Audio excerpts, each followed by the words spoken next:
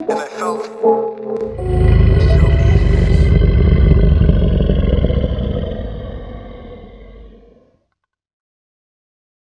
so From now on, I'm going to have a book of questions for people. And then, if I interview anybody again, I just fucking pull out the book. Is that gonna pull it? Nah, we're okay. I'm going to take these off anyway. I just wanted to make sure everything's good. Is everything good? Hello? Hello? Hello? How well do we sound? Sound is okay. important. Sound okay? Yeah, we sound pretty good. Pretty good. I might turn it up just a little bit because Kevin's not a loud person. He's not I'm gonna try not to scream because then the neighbors will be able to hear us, and I don't want them to hear my thoughts. You're big on that. Why are you big on nobody hearing your thoughts? Because I don't know, man. Because thoughts are dangerous. They can be. Thoughts are very dangerous. They definitely can be. I mean, I think a good thought should be almost Dangerous. right. Well, I mean, because even if you have a good thought, right? Let's say you have a positive thought, and you're like, man, I have a thought that could change the world for the better. Yeah. It becomes dangerous. I guess. You know, like people can I will turn want this off? to. Yeah, for It's gonna sure. get hot, but it's okay. No, I think we'll be fine. Completely forgot. Yeah, Oh, that true. must sound a million times better now. Yeah, 100 times better. Sounds like we're not. We are live, not from inside a factory. Right? Yeah, that's cool. Yeah, I think thoughts are tricky, man. You can get in trouble with thoughts these days, especially. There are thought police these days. You know, there in Scotland, the minister of justice wants to make certain thoughts illegal. I know, man, and this is He's like experiment. He's like trying to figure out how he can do that. See, this is where it gets really scary because have you ever gotten into Philip K. Dick? No. Philip K. Dick? Philip K. Dick. Okay. He did Minority Report. Okay. Like he wrote the idea, like Yeah. he wrote the books for Minority Report. He did what was that one? Scanner Darkly. Okay. That was a Philip K. Dick concept. Yeah. And he did Blade Runner. Oh shit. It was I can't remember the name of his story. Do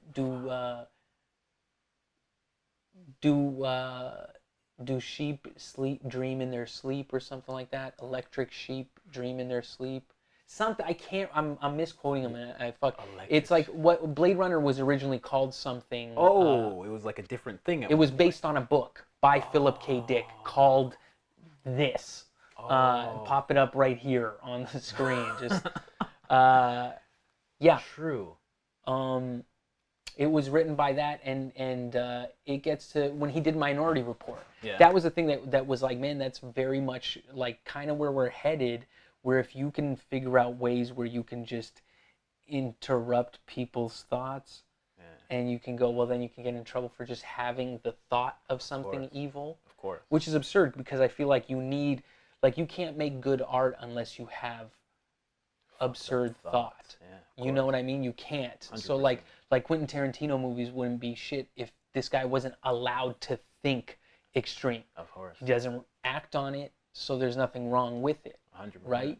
But if you got to a point where you go, well, even the thought will get you fucked up. Yeah, like it's so I am very cautious with how I distribute my thought. So you're ahead of the curve, basically. You see a curve coming, and you're getting ahead of it. I'm following the herd before me, the ones that laid down the path. I'm not new to this.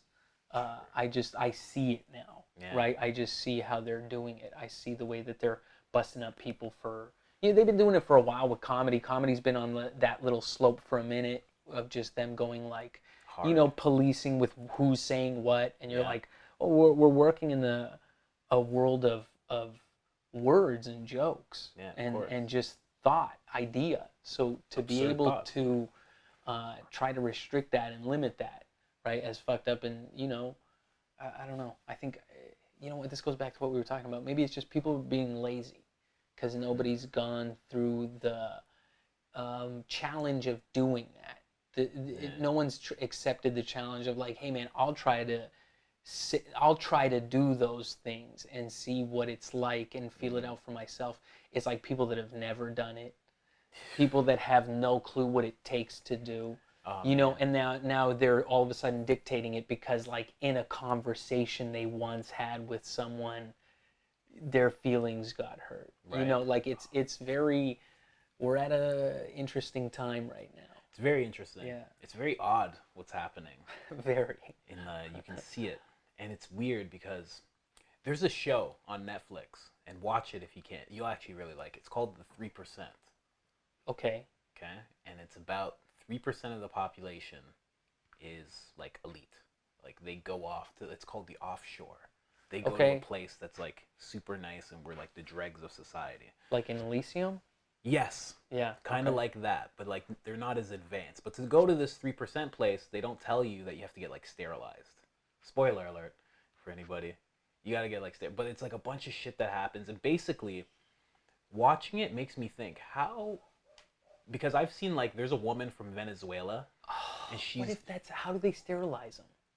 It's like a shot.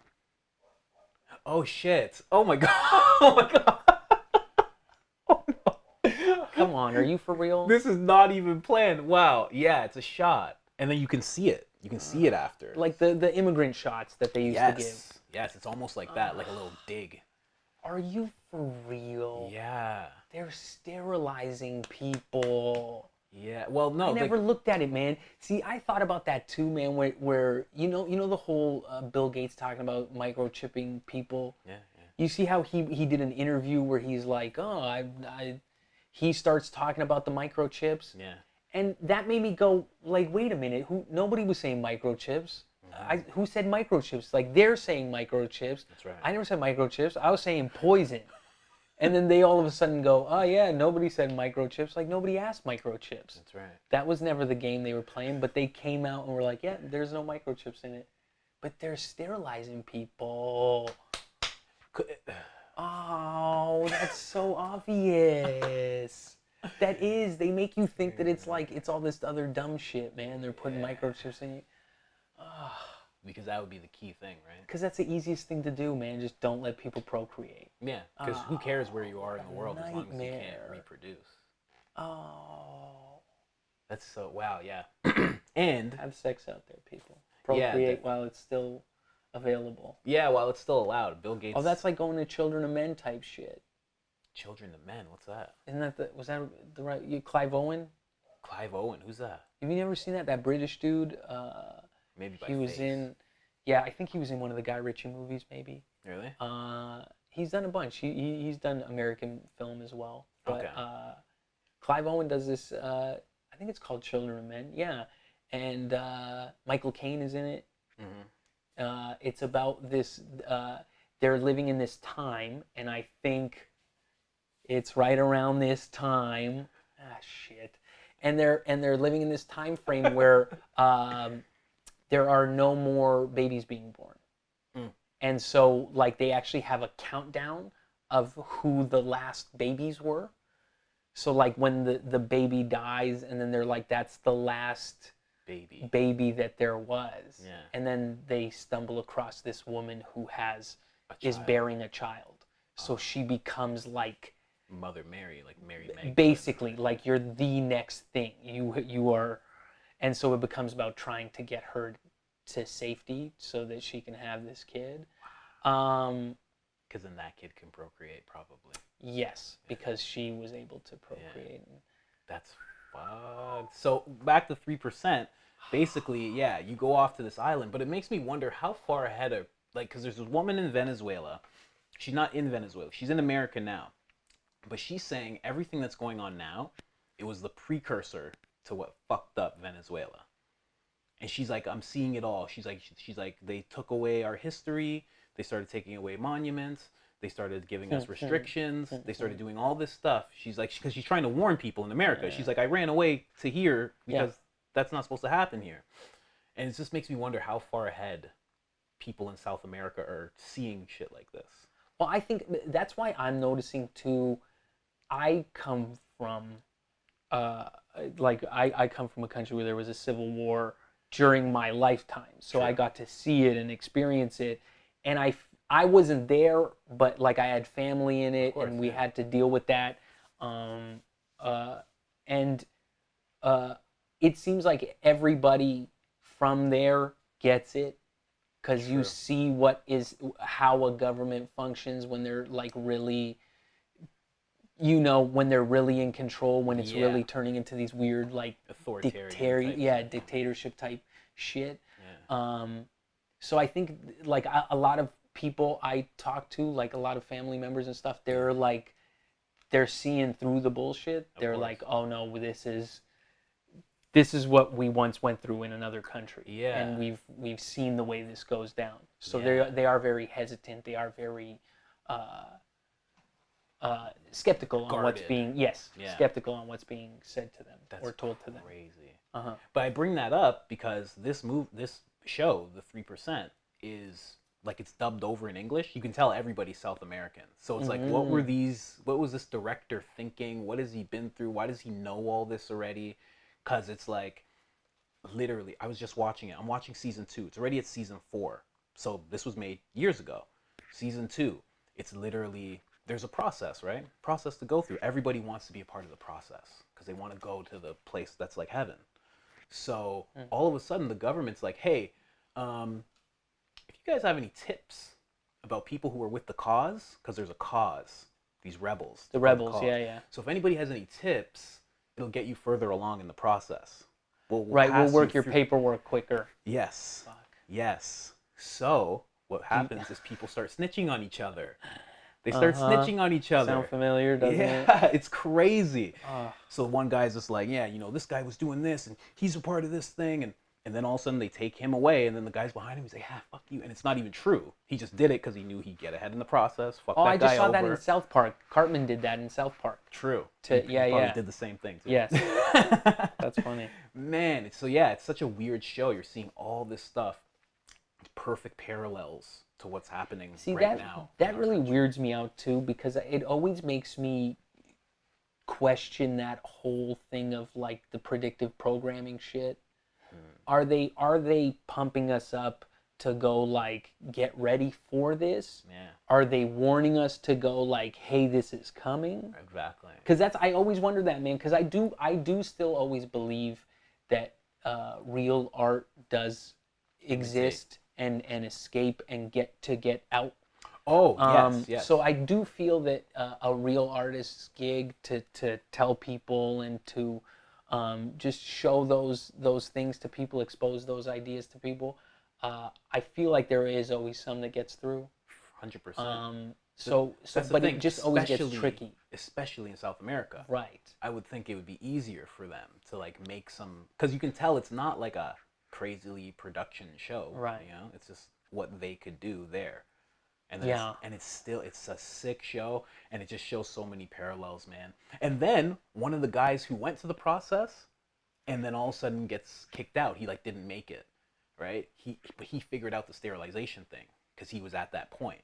So all of a sudden because there's no cell phones anymore. There's just like these things that are behind people's ears. Yeah. So basically, he has a thing that will broadcast to everybody. Like a podcast. Oh, yeah. And he goes, hey, you guys know what? Because his dad's like the reverend preaching how the process is all amazing. He goes, yeah, you know what? They fucking sterilize you. That's the thing they don't tell you. They sterilize you. And everybody's like, what the fuck? And right away, lies. All of a sudden, they start approaching his friends. Like, he's friends with you, right? If you told us where he is or anything like that, we could get you further along in the process.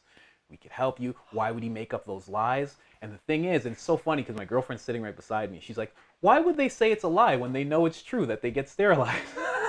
And I'm like, yeah, conspiracy. That's how it works. You make people seem like liars. Like, that's just the best thing to do. Yeah, you assassinate their character first. 100%. Character assassination is the easiest thing to do. And it's the one that's, usually after that. And you could get people to kill themselves after you assassinate their character well enough. Well, that, and also the ending thing was, not the ending, but like the thing that stood out to me the most was, at the end of it, the guy does get turned in, and you think it's going to be his best friend who he's always with. It's his dad. His dad turns him in. And it's like, that's what it's getting to in this world that we live in, you know? It's getting to that point. Like I've seen, like I have a friend who's kind of divided with his own child because of it. Yeah, I can see this, it. man. I can see how, dude. I could truly see how this would, if I could see how this could break apart couples. I would have a hard time accepting it if my partner was like super in.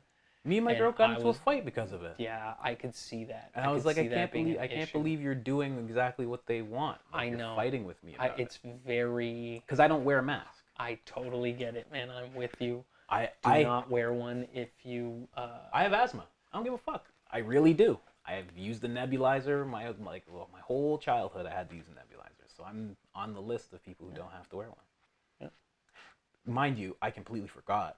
My friend actually had to remind me. That you were on a nebulizer? He saw me in the grocery store. He doesn't have a mask on. I'm like, yo, where's your mask? He's like, fuck that, bro. Breathing problem. I'm like, breathing problem? He's like, yeah, they can't question it. Like, whatever. I'm like, he's like, bro, don't you actually have asthma? I'm like, oh, fuck. And I took it right off. I'm like, shit, I actually do. I'm like, okay. Yeah, you should 100% not be wearing it, man. Bro, when I was doing Uber Eats, driving around the area, mask on the whole time when it first started, because I didn't know the numbers weren't out or anything like that. Wearing a mask, driving around. Bro, I'm driving, I'm like this. I'm like, I feel woozy. I'm like, what the fuck? And I don't smoke weed and drive. Like, especially when I'm like working.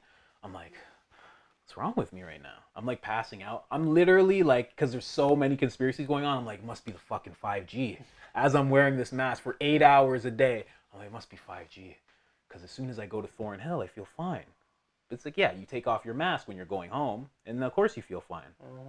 I didn't realize it was actually the mask making me all fucking woozy and shit. Dude, I had to wear one when I used to work construction back in the day, and I used to dread it, man. I used to dread it. I used to risk, when you're working with insulation, fiberglass, glass in fiber form, I would risk inhaling fiberglass for the sake of not wearing a mask. I couldn't stand it. It was just so like unnatural to me. It is. Coughing blood was more natural than putting the mask on for you know, and then it just made me go reevaluate life. I don't want to be around fiberglass. And then there you go. Done. You know, you learn something. But yeah, this shit is getting out of hand, man. But we just jumped right to it. I know this is one of my questions. Oh, what was the question? It was further down the list. It's shit. We can work in random order. Just check them off. I don't give a shit. Yeah. What is all this? What do you think all this is? It says all this: COVID, mask, pedo, riots, BLM, 2020Q. What do you think all this stuff is? Because it's all happening at the same time. I know. In this big swirl of ridiculous information. Oh, by the way, this is Keven Soldo. Forgot to intro you there. We're like 20 minutes. Yeah, man, we're in it. This is how you get in it. Fuck it. Yeah, you just started.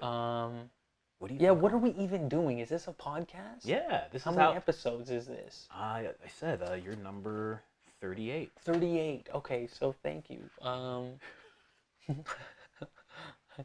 Yeah, well, we got into it. We got into it too quick. We were into it before too. We were talking all kinds of stuff, man. I think it's all just part of the control game. I think that's all it is, man. Wow. It's the control game. We're on the same vibe. I think so too. I feel like it is. I don't think it can be anything else, because as soon as you start, like, look, man, I hate playing that game of like that pissing match of fact checking. Mm-hmm. Oh, look at my fact, but look at mine and look at mine. Like, I really like my to play. Fact is bigger than yours. Yeah, I really like to play with like, hey man, what do I see and observe? And if I'm like, you know, it gets real tricky too, because it's like the hypocrisy is just through the roof, right? So now we're at a point where I haven't been wearing it. I've driven across the country, or, you know, at least to one end. Yeah. And, you know, it's weird to see that now even travel within your own country is limited and restricted. Yeah. That's a very weird feeling to experience within your own country that we, as far as I'm aware, consider to be a free country. Yes. Right? We consider ourselves to be free citizens. So it's weird. It's a very weird sense of freedom to be questioned and grilled and like inspected and you know, kind of put under this questioning. Do you have your papers? Basically, Papers, man. please. Basically, because I wonder what would have happened if one of us hadn't have had identification with us. Because you really don't need to. You know, just because you're in a car, you don't have to carry identification. Not at all. If you're driving one, it gets a little stickier. But if you're just a passenger in a car, you don't have to have ID on you. Yeah. So then what would have happened? Would we have gotten, you know, like there's a lot of shit here where it's just weird, man. And then they could come check in on you. You know, that was a thing. If they tell you to quarantine, and then they go, you got to answer this phone number, and we accidentally may have written the wrong number. But they said that, you know, someone will call 3 times, and if you don't answer, they'll send someone to come check in on you. And you know, that's whether it's just scare tactics. Yeah, whether it's just scare tactics. We didn't get visited by anybody. Some people have reported that they have. I don't know. That's when you just went on this trip. Yeah, just now. man. This was a few weeks ago, a couple weeks ago. Fuck. And it's weird, man. They still hand you a pamphlet about it. You know, they basically tell you, like, you can right now go to the other side of the country. You can book a flight out. They'll let you book a hotel room. Yeah. They'd love it if you did. It would help with the economy. Of course. Yeah. You could book a hotel room, and when you book that hotel room, they expect you to just remain in there for quarantine your duration of your stay. Really? Yeah, this is what they hand you for at least 14 days, I guess. If you're staying longer than 14 days, but like let's say you're going for a 5-day trip. That's what I was gonna say. Yeah, they just want you 5 days in a hotel. Well, then what's the point of? I don't know. It sounds like we're living in 1984 and they're making you watch government propaganda. That's what it seems like. It's fucking. If I had to guess, because they've been doing stuff like that. It's like open the parks, but don't open the washrooms. Yeah. Then scold everybody for shitting everywhere. And Yeah. pissing everywhere. You know what I mean? Like weird things. Yeah, like, it really seems like they're doing it just to force everybody to be watching. Yeah. Force everyone to be watching, because once you're pumping them with the stuff, there's no escaping it. Yeah. You're watching real life soap opera, or so you think. You know what I mean? It's on some wag the dog shit. You're watching all this stuff. Like, okay, let's get into it. We haven't got into it. Holy fuck. But look, man, if they're coming out with, I don't know what's real, I'll play fool to any one idea. Mm-hmm. So fine, so be it. If I'm just saying something and I'm totally wrong because someone made this shit up, then I can only do so much. But this is what I'm taking it. If they're pumping out all these different news stations pumping out stock footage. Yeah. You know stock footage is a thing. Of course. I've personally contributed to stock footage. True. Where you sell your video of whatever, a sunset, a tree blowing in the wind, and they use it and pay you pennies on the dollar for it. Yeah. So you know that exists. And now you're seeing news stations pumping out clickbait clips for television to get you thinking a certain thing, to get you snitching on your neighbors, to get you just totally scared of fucking life, to get you afraid to go outside, to get you to not hang out with people, so that you don't start discussing things like this. Of course. You know what I mean? Because it's fine if it's 2 people. What are 2 people that are getting into conspiracies going to do? Nothing. Yeah. But now what does a group of 50 do? What does a group of 50 do when they start catching on to a bunch of bullshit? Yeah. You know, now it starts going like, oh yeah, now people are waking up. Yeah. And so it really seems like this thing where you're like, get people home, get them watching whatever. Everything that they're pumping out is just total fucking mind drivel. I completely agree. Like I don't have cable. Like I haven't watched TV in years. Sure. But when I pass by, like my mom will be watching something, like just news. Like, and lately she's just been watching news, just COVID news. But why not? Like Because 10 hours a day, what are you gonna like- watch? You're not gonna watch. You're locked in. You're not gonna weird. watch a television show about a soap opera now when you're like, well, when the fuck can I get out of the house? Yeah, exactly. But the thing is, she could, like a lot of people can. You can go on walks. Like I've spent 6 hours outside a day. I get it, man. But the people that I'm speaking to. But wait, sorry. What I was gonna say was, when I watch the news now, it's like it's YouTube. Like they're going like opinion based. I'm like watching a news. I'm like, what the fuck is this? And this woman's making these faces, and I'm like, you're a news reporter. You're not supposed to be doing this. You're not supposed to be like playing your eyes to people. You're not supposed to be playing anything up. They're like, what entertainers. the fuck's going? Yeah. Like it's entertainers. That's exactly what it is. It seems like it. It's really weird. And Actors. you Actors in a role. Yeah, and you can really tell because it's like, I'll get, I'll see something on Instagram, I'll see something on Facebook, and then I'll start looking into it, and I'll see both sides of it.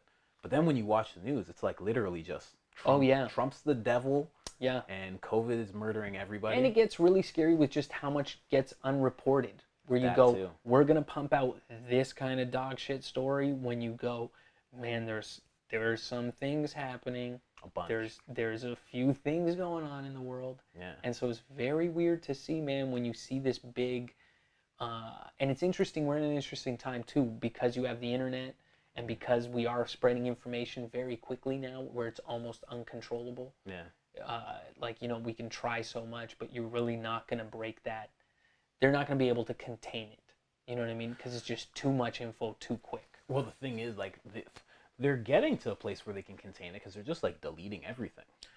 But even in that delete, the guys that are... Somebody gets it. Yeah, dudes are... As soon as you put something on the internet once... Screenshot. It's on there. Yeah. It's up there for now, probably eternity. But it's like Facebook's going hard. I know. Facebook's making it to the point where you don't even get to see it. I know. Like they're going really, really hard. And now they're making also people, I've definitely contributed to this, they're making people aware of what kind of person you are before they even get to your post. But you know what I mean? They censor your own information so people now know that if you're, like, think about it this way. If people come across your name and then see that whatever your name is posting is something that says it's false. Yeah, the fact checker thing? Yes. Yeah, so now you just become this kind of liar. Yeah, crazy. Lunatic. Yeah. You become all these things where you go, man, I just have a question, or I'm curious about something and I want to open up some dialogue. It's like you're already getting this weird filter on your thought, which is governing your, like, it's already steering you. You go, now I know everybody that's going to face me is already going to develop this preconceived notion. You already know what I am because of what I'm, and it's like, no, man, it has nothing to do with that. So everybody's black now. That's really what it is, right? Hey, Because man, slavery moved to everybody. Yes. It's an everybody thing now. And it's so crazy. it's been like that for a minute. People have been taken advantage of for quite some time now as a bigger whole. Our times have been molested, and we've been stripped of a lot of our freedoms. So I agree. It does seem like we're at a time where now everyone is black. That's it. 'Cause now you just and I guess we can say the conspiracy theorists are now all black. Basically, yeah, that's a good way to put it. Which in the 70s they all were black before. 100%. That's where I think the you know what's funny, man? If you look it up, it's. Would you look at this? It goes every 30 minutes. Which is so we missed a bunch of that stuff. Nah, probably like a minute. Probably like a minute or so. That's how it usually is. I always call those parts, that's for the real listeners. That's for the audio people. Oh shit, because you still get the audio. The audio's still going. Okay, cool, man. And I like that I like raw that. shit. That was for Patreon. Whatever you missed in that last minute, get it on Patreon through the audio. Because we said some of the realest shit ever, but you missed the video of it because you're vain and all you care about is looks. Wow, he called you out. He called you out. Go to the audio. Get the Patreon. Wow, thank you. I'm gonna start a Patreon now because yeah, do it. We got the B-sides. Yeah, man, that's who they targeted with that stuff. that makes perfect sense. Yeah, and that's still who they're targeting. Yeah, 100%. Because now they're growing. Yeah. Now they're growing. conscious black people and conspiracy theorist hippies are growing. Which are usually just conscious white people. They Basically. brand as conspiracy theorists. First they tried calling us dirty hippies, and then it just ends up as conspiracy theorists. But I think you're right. I think it's all a play. Like, as soon as I started seeing all this, the first thing that came to mind was Pimp. That book, Pimp, and the whole thing that Dave Chappelle talks about, flipping the kilometers. I think this whole thing is a flipping of the kilometers on all of society. It's at a point where they can tell that we cannot handle this shit anymore. We don't like this shit. We're all stepping up. And it's just like, okay, if they're at this point, running out. Yeah. let's give them all this. Give them riots. Give them protests. Give them not wearing masks. Give them all this stuff. Let them feel like they did something when they knocked over that statue. Yeah. Let them feel like they did. It's all just a flip over, and then things are going to get so bad, just like Dave Chappelle said, something so bad happens that you forget all of that shit ever even happened. And you just keep on going. You just, kilometers flip, and you just keep pushing on for another 100 years or whatever it is. However much society. But see, this is what's funny, man. There was this dude that wrote this, he wrote this essay, I guess, or this paper or whatever. And he talked about how empires work. True. And how there's never been an empire that lasts longer than, like, funny enough, this is the longest empire basically that's been running. True. But they typically tip over at something like 300 years. Okay. We're going on like 350. How long ago was the Spanish flu? Do you know? That was in the early 1900s or late 1800s. Okay. Wasn't it? 1810 or 1910? Yeah, maybe. It's like every 100 years. Every 100 years. That's what it was. I think every 100 years there's something that they just coincidentally. Well, yeah, what are the odds? A virus comes around every 100 years. Yeah, you know, like Spanish flu just weakened and went away. Yeah. Because they say viruses just weaken and go away. Doesn't that sound familiar? Even that stuff, man. I started getting into, how deep can we go? You want to go deep? Yeah. Okay. I started getting into all this new stuff where there's a lot of doctors. I always am curious when somebody is censored. Of course. It always piques my interest to go, well, why would you not let someone say something, right? Because to me, it's always been about, like, man, even you know, go for hate speech, right? Let someone be hateful, man. Let them, because then they show you who they are. Exactly. I don't want to not know who a hateful person is. Nah. You know what I mean? I don't want to befriend you and you go, man, this guy's fucking good dude, man, and we become good buddies, and then you're just the most hateful human being in the world because you hid it. Right. Because you kept it in, and then now I'm affiliated with this lunatic. Energetically. Yeah, you know what I mean? Everything. And then so you go, so I don't want that. So anytime, if you want hate speech, man, be as hateful as you want. Yeah. People will see you for who you are. 100%. You'll collect your you know, your gang, your crew of people, of bandits. Who agree? You know, but don't hide that. Don't suppress that and think that makes it go away. Exactly. That's that shit of, like, you can't sweep a monster under the rug. You know what I'm saying? Never You're not gonna. Yeah, I think I made it up, but but it's just the idea, man. You're not gonna be able to do that with people. You can only do it for so long before they catch on. Yeah. It's weird, man. It's weird. Every 100 years, eh? But yes, this is what I was gonna say. So I was getting deep into it, and so when they censor people, a lot of these doctors that have been getting censored. Yeah. I started looking into why are they censoring doctors, right? Yeah. That's a very strange thing to censor. Yeah. Because that's supposed to be, the idea is you're supposed to be in this open relationship with doctors. Of course. If you have an idea that differs, you're supposed to be able to bring it to the table and address it. Always hear out a doctor. Yeah. Like, why not? That's what they do, man. And so when there's all these doctors speaking out against this stuff, it made me look into things. And you start to, if you put this out, they'll probably rub this out. But there's this thing of The idea is that the same way television controls our consciousness, like if we can all be aware that media controls or at least assists a great deal of controlling thought and controlling masses, the microscope works under the same principle. True. So the invention of the microscope was just the equivalent to the printing press for germs. Ah, okay. Because they sold us a story of something we can't see without these photos that they give us and tell us what it is. True. So when all they're doing is, the idea is they're just like, they find a new photo. So you're the doc that found a new photo. You found this new microscopic bug. And now you give it a name and you give it the story. Do you know what I mean? It's not the other way around. It's not like, oh, we've learned. It's like, no, it's you're creating the idea. And you're building on this thing of like, okay, this circular thing with all these tubes on it. That's COVID-19. Yeah. But then these other doctors come out and try to go, well, prove it, isolate it, do this, do that. And they can't do it because it's really just this fucking photo of this fucking thing, this microscopic protein.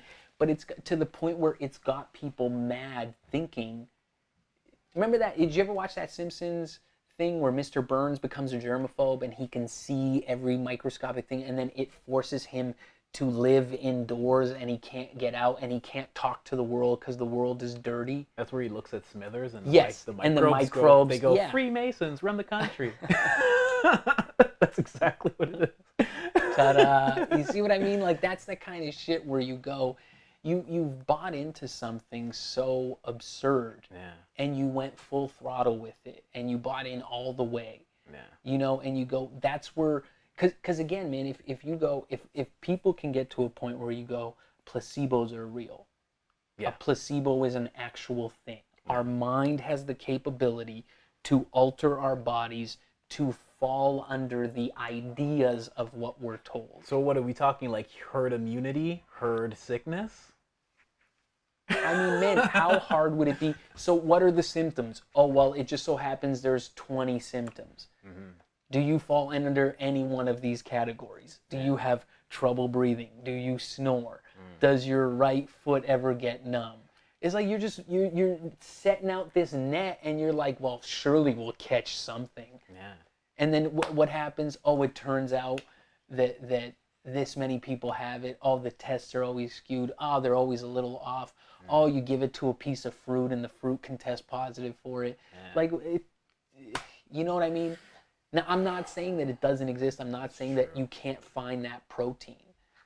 But the idea is like, man, if they're testing a goat and the goat is positive, but it can't go from goat to human, they say, then do you know what I mean? When they're talking like that, it's real life old school sorcery. They're casting this hypnotic word spell on you to go like, well, I'm regurgitating what you're telling me. Because what do you know? What the fuck does any single one person out there know? No, because this is infuriating, man. What does any one person know about something so microscopic your eyeball can't see it? True. Get rid of the microscope. Let's play in a world of imagination where they didn't exist. What do you know about germs? What do you know about viruses, flus, any of that shit? It's true. And so what happened in those days where they weren't around? Did people never get sick? Were they not around or just people didn't know? But okay, even that, so people didn't know. So what happened? Well, people still lived and they still died. Yeah, of course. What's changed? Nothing. You still live, you still die. It's how do you want to live? Do you want to really live under this concept that viruses are the most dangerous thing and you got to watch out for the humans in your life? Try to stay indoors. Don't go outside. Don't get any sun. Those aren't conditions of living. That's not living. That's like, dude, you're pinning yourself in a trap, and it's easy to go, well, what are the effects? Okay, well, we'll see shortly. People are going to suffer from crazy fucking depression. They're going to go completely fucking nuts. They're going to abuse is skyrocketed because people are just either abusing substances or other people. Yeah. You know, and so you're going to have this effect, and what'll be the cure? We got a whole fistful of pharmaceuticals that can easily jack you up to forget all about this. You know what I mean? It's so easy when you just take a minute to try and look at this from a bigger perspective. Yeah. Like, why else would, you know, who wins if viruses are real? The people don't win. Not truly. Like, I guess, like, you can say, like, yeah, that if they exist. Like, I guess no one wins. No one wins if they exist. Well, I mean, the pharmaceutical companies seem to be doing a bang-up job with this. Financially, yeah. You know what I mean? So who's... And big box stores from all this. 100%, man. Yeah. Tons of mom and pop shops that barely got any traffic that were probably fairly germ-free because they're so not busy. Yeah, exactly. Are now out of business. That's a while good you point, can get too. people to herd up in line for Walmart lineups, for Costco dog shit. Yeah. You know, like it's very I'm passionate about this. It's Yeah, very man, frustrating, because man, that people... Because what it does is it takes away, you know how we were talking about a renaissance happening. Yes. It takes away Yes. people's ability to do that. That's right. I think, man, I really do believe that. I really do believe that now more than ever, not now since probably the last time there was a Renaissance period. What was that? Da Vinci? Was he the last Renaissance? Oh, Renaissance man? Not Renaissance man, but just in, like, that was the Renaissance time, was it not? 1600s, 1700s? Yeah, pretty much. I mean, people have said there's, like, little Renaissance. Pockets. That's how they Sure. use the word, yeah. I just feel like we can globally get to this point where you're able to just live life how you would like to. Because a lot of the shit, man, nobody... Look, I used to say this. I used to get made fun of by teachers in school because I used to say these ideas aloud in class where nobody wants to be working. People don't want to be doing this shit. Nobody wants a job. You're just tricked into doing it. What you want to be doing is expressing yourself. Of course. 100%. In a bunch of different ways. You and I both know there's tons of different ways to express yourself. Of course. I made this shirt. And it looks lovely, man. I Fucking tie-dye. hell yeah, man. Yeah, man. It's now more than ever we want to express ourselves. We want to show how we see the world and what we want to see in the world. Yeah. Right? And because before, all this other shit is just what we see now is really just a product of what we're told and forced to see. Yeah. It's like here's everything, man. What we're told and forced to see. That's exactly it, man. Think That's about exactly it, what man. happened with Instagram. That's what made me go like, okay, I'm done with this shit. Yeah. Because it literally forces you to see and even think certain ways. But see, even that, now I'm starting to see the double-edged sword to that, Of course. right? Where, because it's not even all bad. It's more of like, what do we have to work on, right? Mm-hmm. Because we get to pick that, man. We get to pick who we follow. We get to pick what we see. So even on Instagram, even with all the madness that's happening, you could see nothing but gorgeous art. You could see nothing but artists really pouring their soul out and really... You can learn what's going on in the world through just art alone. That's 100% true. 100%. So I think that is partially our faults too. Maybe our curiosity always getting the better of us. Kind of, but at the same time, like, I I'm guess not also. one of these people, but like, if you follow, and there's like so many people do this, if you follow 50 celebrities, all of a sudden, Yes. like a weapon, like a transformer, they just went...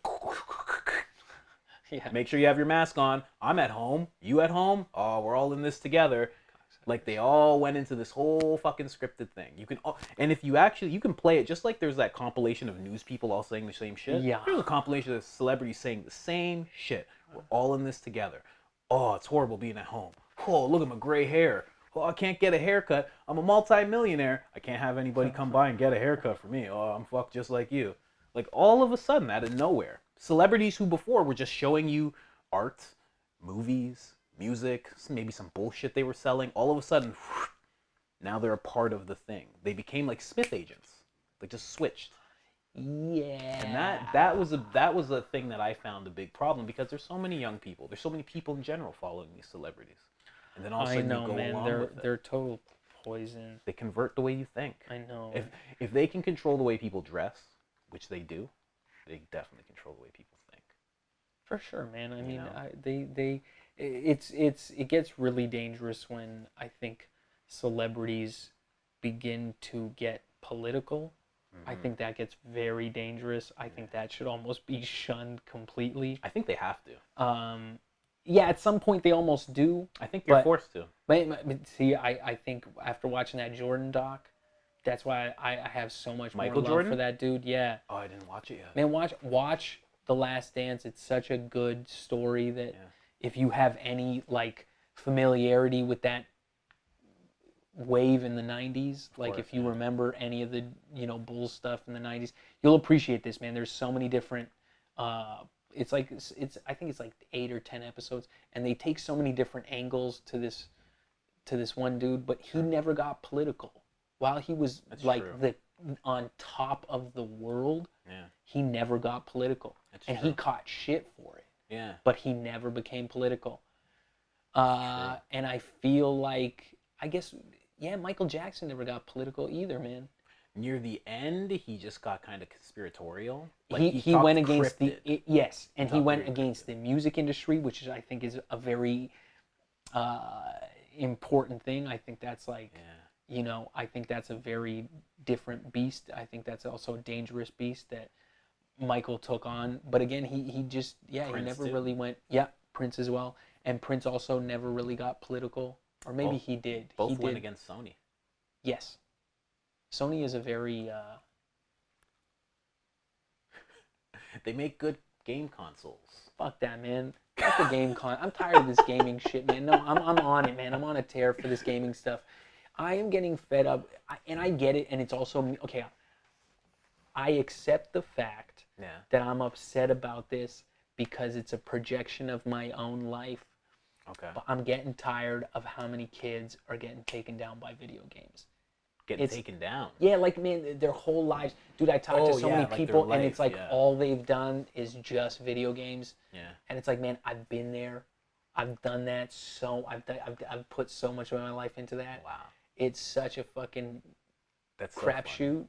You know what I mean? And it bothers me now too, because it's like everybody's on. I used to love Call of Duty too, man. It's really? Like, yeah, man. They've had like 400 different versions. I don't know how many they belt one out every year. Bro, I'm on Call of Duty Mobile. Are you? I don't fuck I didn't around, even know they got mobile, man. I'm glad I escaped before, but it's so good. Yeah, I get it. But do you know what I mean? Okay, so now. But I'm one of those people, like you already know, I have timers for everything, so it's literally 15 and minutes. You're inspirational on that. That's great. that actually is making me look at the way I am on my phone too. Yeah. But more importantly, man, it's like the video game shit is life's the game. That's what I've come to learn. Life's the game. True. So don't piss it away playing video games. Do the life. Like, even if whatever you're into, man, you're into fucking Grand Theft Auto, cool, man. Get out there, sell drugs, steal cars, have fun with it. Do you know what I mean? Play the game for what it is, man. You want to steal cars, go steal cars. Yeah. It's a fun experience. Some cars are fucking great. You'll love it. Yeah. You know what I mean? Strip it bare, repaint it, do whatever you do, but you know, have fun with it. If you do Call of Duty, man, the world's in shambles. Of course. We could use some good soldiers. You know what I mean? Get out there, boots on, strap up, and go. Go. Get put to use. What is it? This sitting at home just fucking playing video games. It's crazy. It's crazy. I thought to the point, you know what scared the shit out of me too? I thought that playing video games, sometimes I got those trippy thoughts of like, man, what if when you play Call of Duty, you're actually controlling some dude someplace? You could be. Who's like running through some houses and like kicking doors open and sniping people. You know what I mean? Like, I really thought about that, where you're like, what if? Like, because even the drone strikes and shit they give you in Call of Duty, you're like, how often do they fire drones in the sky? You're like, oh, one every 6 minutes, you know, let's say. And then you start noticing in Call of Duty, you like the care packages drop you get a drone every 6 minutes. Yeah. And you're like, well, what if those What if those are real? are drones? you know, because remember what they did in the war where with the atomic bomb, you give the switch to two dudes. Yes. Because then you don't know who the guy. You get guilt off the dude pressing the button. Yeah. I don't know if it was me. Maybe it was the other guy. Well, what if you just amplified that into video games? Do you know what I mean? Then because you go, hey, we got the best military ever. Who do you got doing the killing? A bunch of gamers that have no idea they're doing it, and they're super efficient and they're very effective. I'm very effective. Yeah, no, I bet, man. I used to incredible. be a sniper in that game, man. I would line it up. I could wait days for one good shot and just. Oh, you were like a sniper for real? I would. It depends on the mission, but yeah. I'm the guy who would find the sniper and murder him. So Oh, if I I get see that, like a dude. little red speck, I'm like, oh, I'm going to get that guy, and I'll just go, and I won't get detected by anybody, and I'll just find this guy. See, that's a bad sniper, man. Good sniper's always moving around. You make a kill. That is something that I drop. never see. They're usually always just sitting in one No, place. man, you replant. They're always gonna find you if you're shooting from one spot. Because that's what I do just in general. I'll just shoot somebody, run around, shoot, Yeah. run, shoot, run, shoot. Do it as a sniper, man. Because you know why I did it too? Because the shots are just harder to pull off. Oh yeah. Because it's just such a, you know what I mean? It's a bigger screen and it's a tiny, you're going for the smallest crosshair. So I just took it as that challenge of like, That's you crazy. know, fucking do big 50 cals You or even something. did the. You were heavy in it for sure. I'm telling you, man, I that's what tripped me out, man. Remember, they still do it, but the Xbox, the 360, I just check every once in a while. Don't worry. the neighbor's dog is too loud. Oh, it doesn't matter. The Xbox, man, used to have. I realized the controller was made like a pistol. For sure. Trigger. Yeah, That's what they even call it. yeah. Trigger, yeah. But I never took the shape into because you're playing like this. But if You know what I mean? But if you were to like, it's a straight up, gun, man. Yeah. They build your They they build your trigger finger. Yeah, definitely. If you got you would be My thumb is calloused. yes. Like the top Yeah, of yeah. it is actually like you can see it. Like there's a little bump. Like it's weird. Uh, Yeah, it's crazy. yeah, if you just got strapped up right now, you would be oddly effective. Oh, like in real life? Yes. Oh yeah, Yes. 100%. As long If as they I have were some, like here, some good guys. Yeah. All you need is some good guys. You need a sniper to suppress the enemies, and then you just need a couple of guys who are running around, like both sides, like covertly, and then you need some guys that are out there like maniacs. could you think you could do it? You think you could ever get involved in the military?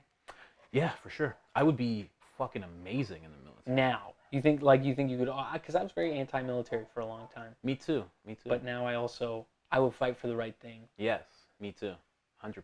We probably also shouldn't say that out loud. No. They probably. Well, I mean, for the government. Hello. Our overlords. Yeah, but then you got mercenaries too. That's a weird thing. Just hired guns by the government. Yeah, Neither good yeah. nor bad. people. Very weird, man. Like the thing is, like, I would be very efficient just because I have the genes for it. My dad was in the military, and my mom was a bodybuilder. How do you get? Yeah. What other questions do you have, man? We didn't- only do one question. We veered off the questions. I'm sorry. Which I thought was gonna happen because I was like, I decided to treat this like stand up and like have material ready. Right. But if some riffing happens, like just Yeah, I know. roll I'm with it. guilty of that, man.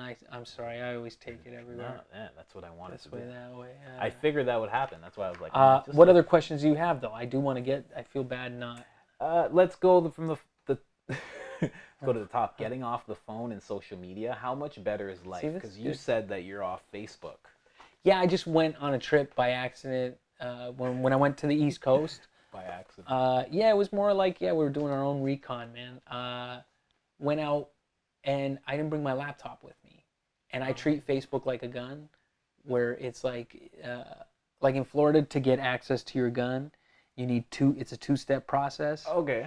You know, like if you, Yeah. because that's the whole thing. Like you can have a gun, Yeah. but if you're driving around with a gun in the car, it needs to take you at least 2 steps to get to, because you really have to think about it. You gotta like pop the trunk or like. Yeah, like even the glove box, where you would have to unlock the glove box, open up the glove box, take out the thing, open up the thing. That's already a 2-step process. Okay. You know, so the more steps you get to getting your gun, The more time you have to think about it. yes, really think about what you're doing. Don't just grab this thing and Yeah. fire. Really True. think about what you're using. Okay. And I treat that the same. I treat it that way. That's smart. Yeah. I never thought of that. Yeah. I gotta do that. But I like that you're like off it completely. Well, not completely, right? No, I but do just like 2 hours a day. Yeah, yeah. Well, I mean, between all the apps, right? So Instagram will get a 30, Facebook gets a 30, LinkedIn gets a 30, which I never use. Oh, so that's already an hour and a half. Yeah, right. And that's if you use it, right? But Okay. those timers are there just to stop me from getting into a fucking rabbit hole. Yes, and just yes. going deeper and deeper and deeper, or having meaningless conversations when I should be doing something else, or talking to people I don't even know, or arguing with somebody. You know what I mean? Just the bullshit. Yeah, that was what was nice, man. Because I always keep mine. I don't have Facebook on the phone. Yeah. Left my laptop. I got away by accident. I was like, oh, I don't know what's going on Facebook. I'm not gonna check. I'm just gonna enjoy life. True. And then I came back, but I've been doing that from before COVID. Of course. Right? Like I only got back on Facebook because of the lockdown, because I was like just more bored really? with. Yeah, I was off it for like. When was it now, man? It must have been. Like deactivated or just like. No, I was completely just away? off. Okay. Like I didn't bother with anything, Yeah. because I tried deleting my account and they make you delete everything. Yeah. You have to go, like, so you can't just go. You can deactivate your account, but Yeah. it still exists. Yeah, it's like nothing. So it's always there in the cloud. There's always your profile. Everything. You have to actually delete everything one by one. Yeah. Take it all off. So I never did that. I just stepped away. True. And I think it was like 2016, 2017 maybe. True. Like I went 3-4 years just like I had Messenger. I would always message Obviously. people for shows. Yeah. I had no clue what was going on Facebook. People, honestly, people thought I died. People thought, like, this is, you know. For real? Yeah, they didn't care to fucking post about it. They didn't give a shit that I died. But, man, people thought I died. Amazing. People, yeah, just like, they thought you were out of the loop. They thought you lost it. They thought you stopped doing what you were doing. True. You know, like I got questioned as being a comedian just because I didn't use Facebook. You know. Really? Yeah, and the entire time, like, you're just slowly building your career. You know, so it's like at no point did I stop, but just because I stopped making that online effort, Yeah. people were just like, "Oh, you do comedy?" And you're like, "Man, you know, just because you didn't want to play the game." But then I got pulled back in, and now, You're in it. well, not even that I'm in it. It's like I even felt it too, man. I felt that I've lost gigs and opportunities. I'm not gonna sweat over it, but I lost gigs and opportunities because I've been vocal with my opinion. Oh, true. Fuck that though, man. I get it. I'm not hurt by it, but it's just it was interesting to see. Yeah. Because even even playing the game where you go, I'm just gonna do what I do on stage. I'll do it on Facebook.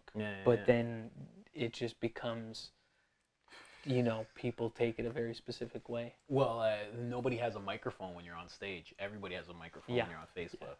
Yeah. That's the big thing. Yeah. But not on my Facebook, because I delete comments. That's right. You delete comments? I'm like Big Brother on Facebook. Yeah, that's fine. You're off. If I post a picture, it's about loving shit, and you post some off. Yeah. I delete it. I don't give a fuck. I agree. Build your Facebook how you want to see it. I'm like, get it out of here. And I've decided I'm not going back and forth with people anymore. Like this podcast comes out. Anybody doesn't like it, hey, good. Yeah. Throw it into the void. My comment sections are voids now. They're not even real things. You can consider me like Joe Rogan. I don't even see your comments. What if it's my comment? What if I respond to this going like, "Hey, I really enjoyed this time filming with you." Where? Instagram? Instagram probably won't respond. Really? YouTube, I will heart it and I will reply back. See, now that's forcing me to get on YouTube. You don't have to go. You don't have to do it. But what if I felt And you're already on YouTube. I watched a bunch of your clips last night on YouTube. Actually? Yeah. Oh, I gotta go for a scrub again. Chubbier Kevin too. Yeah. That was. But no, I shouldn't have videos online. Yeah, there's a bunch. It was about the bit was you were do this. No. I gotta tell you what the bit was so you can find it. It was about Canadians having square bagels Oh yeah, and square donuts. yeah, that was an old one. It's good though. It's a good joke. That was the experience at the time. I was. That's so funny. You're like, don't do that. Yeah. Oh yeah, no Get bits that inside out. the house. Fuck, I'm sorry. It's okay. He has like a rule, no bits. You're not allowed to do bits here. I don't like taking my work home, man. I don't. When I'm at home, I like to be very serious. I like to never joke around. Oh yeah, and this wasn't on your YouTube channel either. Yeah, I think I know what you're talking about. Yeah. It's on somebody that else's. That I signed over the rights to. I sold my soul for that moment. And I regret it. Yeah. It takes a long time to learn how they capture your fucking energy source, man. Yeah, that's why I'm glad I got into this like near 30. I know. All this When I got into it, I got into it at 25, and I had wished I got into it sooner. I guess that was like because if I got into it sooner, you go, well, I could learn the pitfalls quicker, and then by the time but also I can totally see the benefit in getting into it later. Well, the only reason I see the benefit of getting into it later is because I had already been in the video industry, like Yes. entertainment industry. I was already there, and I already saw things. I already understood how things worked, and I had listened to enough stand-up comedians talk about their pitfalls and the industry and stuff, in terms of like guys in the States and stuff, that I was like, okay, I get how this is going. Yeah, I never heard that. Nobody ever warned me along the way. Everybody was all just like gung ho on. Well, they don't know. Do what the industry wants, man. They just don't know. Yeah. That's all. Yeah. But like if you like, for me, obviously it's a curse and a gift, I guess. But like I watch a lot of content, and I love stand-up comedy. So when I love somebody, or if I love what they're doing, I don't just look into their stand-up. I'll look into every single interview that they've done, because Sure. I love interviews. Yeah, Like I love stand-up. So you start hearing a lot of different stuff, a lot of different stories. So right away I knew, I'm like, okay, this is a kind of fucked up industry, the whole entertainment industry in general. So I knew. But there's a level of naiveness too, I guess. Yeah, I didn't have that because Yeah, I'd already you been did. working. I was already working like as a working person, working videographer, getting gigs and stuff. Right. So I was already on this side of the camera with producers and stuff. So I already heard this type of lingo and shit like that. And I already saw how they looked at actors and how they looked at comedians and stuff.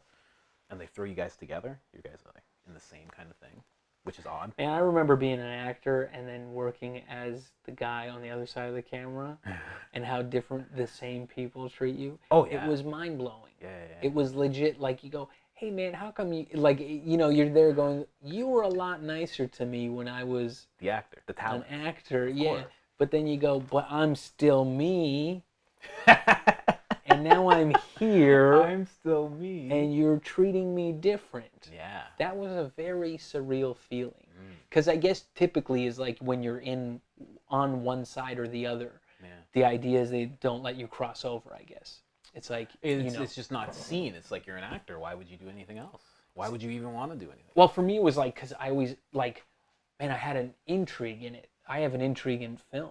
Of course. Right? So it's like, man, I love acting, but equally, I also love the idea of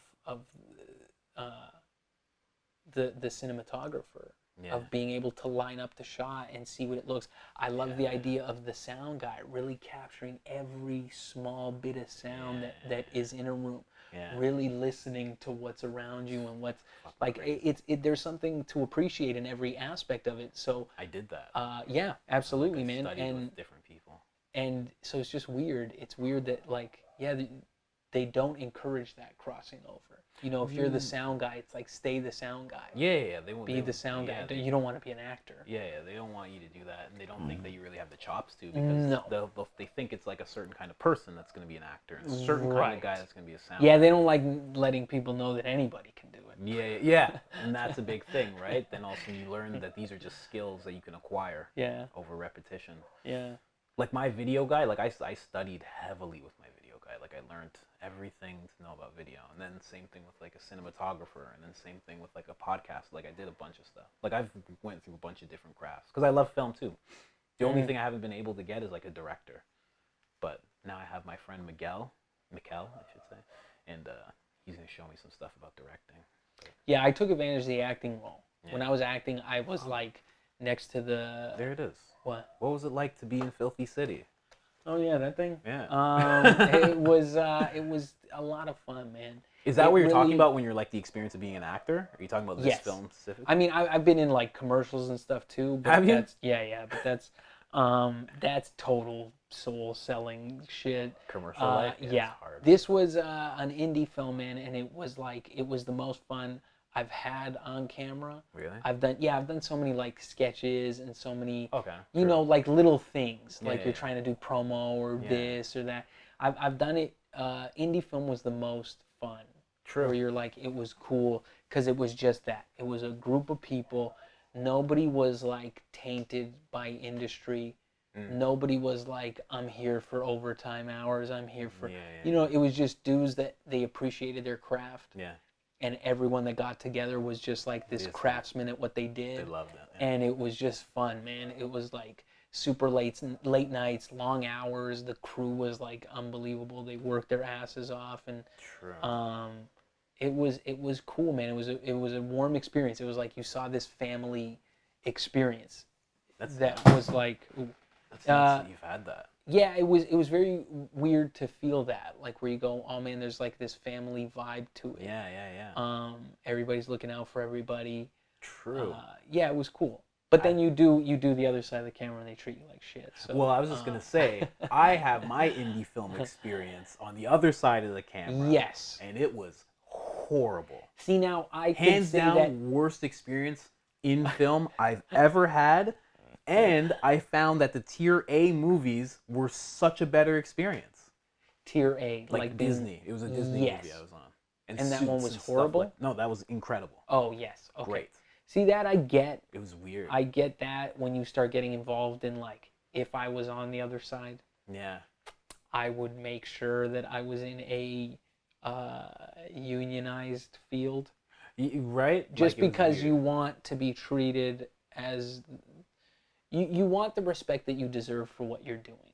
Yeah. Right? And I think everybody involved in these productions, I think everyone involved busts their tits off. Like, Of course, yeah. dude, even the PA you got running and driving around everywhere and bringing food to all these bougie ass people, it's like that dude works just as hard as the guy that does an acting role, as the guy who, you know, everybody's really busting their ass to do what they're doing. Yeah, it's true. It's so true. And so, yeah, they should be appreciated as such. Especially the bullshit. Man, how many times you go to the movies and they go, like, oh, it's your fault for pirating a movie that we don't pay these guys more. You know what I mean? It's like, just fucking pay them more. That's movie so made funny. $20 billion. Give them shares. Do something. Should. That would be great if that's how it worked. Yeah, but it was a really fun experience, man. I would Yeah. love to do more indie films and I guess it's the indie people. ideas. Yeah, because it's just everybody. Because It the seems guys like- that I was with, they seemed tainted by the industry. Yes. And it was almost like this was their thing Yeah. to show those people that, like, they can do these things too. I kind feel of like thing. even if you don't get tainted, Yeah. it still feels like then it becomes just too egotistical. Yeah, there was You a know, lot of like, ego there. yeah, like even if you're not spoiled by the industry, let's say the industry treats you well, Yeah. then it still becomes this thing of like, oh well, I'm the best director, so I'm gonna, you know what I mean? Where it's like director everybody was else is. The director was actually nice. It was odd. But he was a Oh, little who was douchey. that? Oh yeah, directors are. Well, indie again, man. Indie was everybody seemed cool. Everybody seemed chill. Like Yeah, it was it's just so- a really cool place. It's so... It was fun, man. It was a lot of. Well, you know what? I wasn't doing the acting. I was in locations. Yeah. And just as we were getting into the film to start filming, like we were in pre-production, just as we were getting into the production, the location manager, because I'm locations, PA, he goes on vacation. I become the location manager. I don't know anything about doing that job at all. And it was just a horrible experience. Horrible. Yeah, I could see that. That's a totally different. It was so experience. bad. It was so bad. It was crazy. It was in Owen Sound. They were like, "Oh, don't bring your car." And I was like, "That sounds like some slave shit. If I don't have my car, what am I gonna do? I'm gonna have Yeah, to you can't do escape, man. whatever you guys say." I'm like, "I'm bringing my car," and that's exactly what ended up happening. They're, "Hey, can you drive this truck down to Toronto?" And I'm like, "No, I have my car, and I'm not doing that for you guys." I'm like, "That's transport." I'm like, "Are you transport?"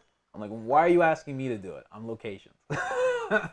That's the one thing I did too when I was acting. crazy. I would, I took a lot of You like things. driving shit? Yeah, I took a lot of my own responsibilities on. I didn't allow myself to get fully pampered. Oh, yeah. Which Before. I probably would regret? do it now. Why? Now I'd be like, yeah, fuck it. You know what? Pick me up. Oh, I ain't yeah, the wasting picking time. up. But yeah, I guess. no, but just in general, I did like I was doing stuff. I was helping I remember I got in trouble once as the actor because I was helping wardrobe with something. Oh, yeah. Because I was just trying to be like a human being. Yeah. And you're like, oh man, let me get that. None And of that. No. yeah, they didn't like that. None of that human They're stuff. like, whoa, you're an actor. Yeah. Act like one. Shit. Yeah, it's a weird world, man. It is strange. Very weird world. Yes. But is that the thing that, because I remember when I interviewed you the first time on Talking Mush, you were like, you didn't want to be known as like a comedian because you were like, you wanted to keep your options open. I believe you were saying. No, I just want to be an artist, man. That's all I really want. I was gonna say, yeah. is this the thing? Like, is it film that you wanted to like, also get into? Like, what part of film? Like, what else? Man, I would love to get to all of it. If we're talking Renaissance, I would love to be doing. I would like to see myself doing more graffiti. I would like to see myself. Yeah, tons of stuff, man. I would love to. Yeah, I would love to expand on all that. I would love to just be free to create. I want to do music. Yeah. I want to, I really want to see myself do something with music, like something. But I don't want to put limits on it, man. Yeah. I could see myself. I could fantasize still about being a concert pianist.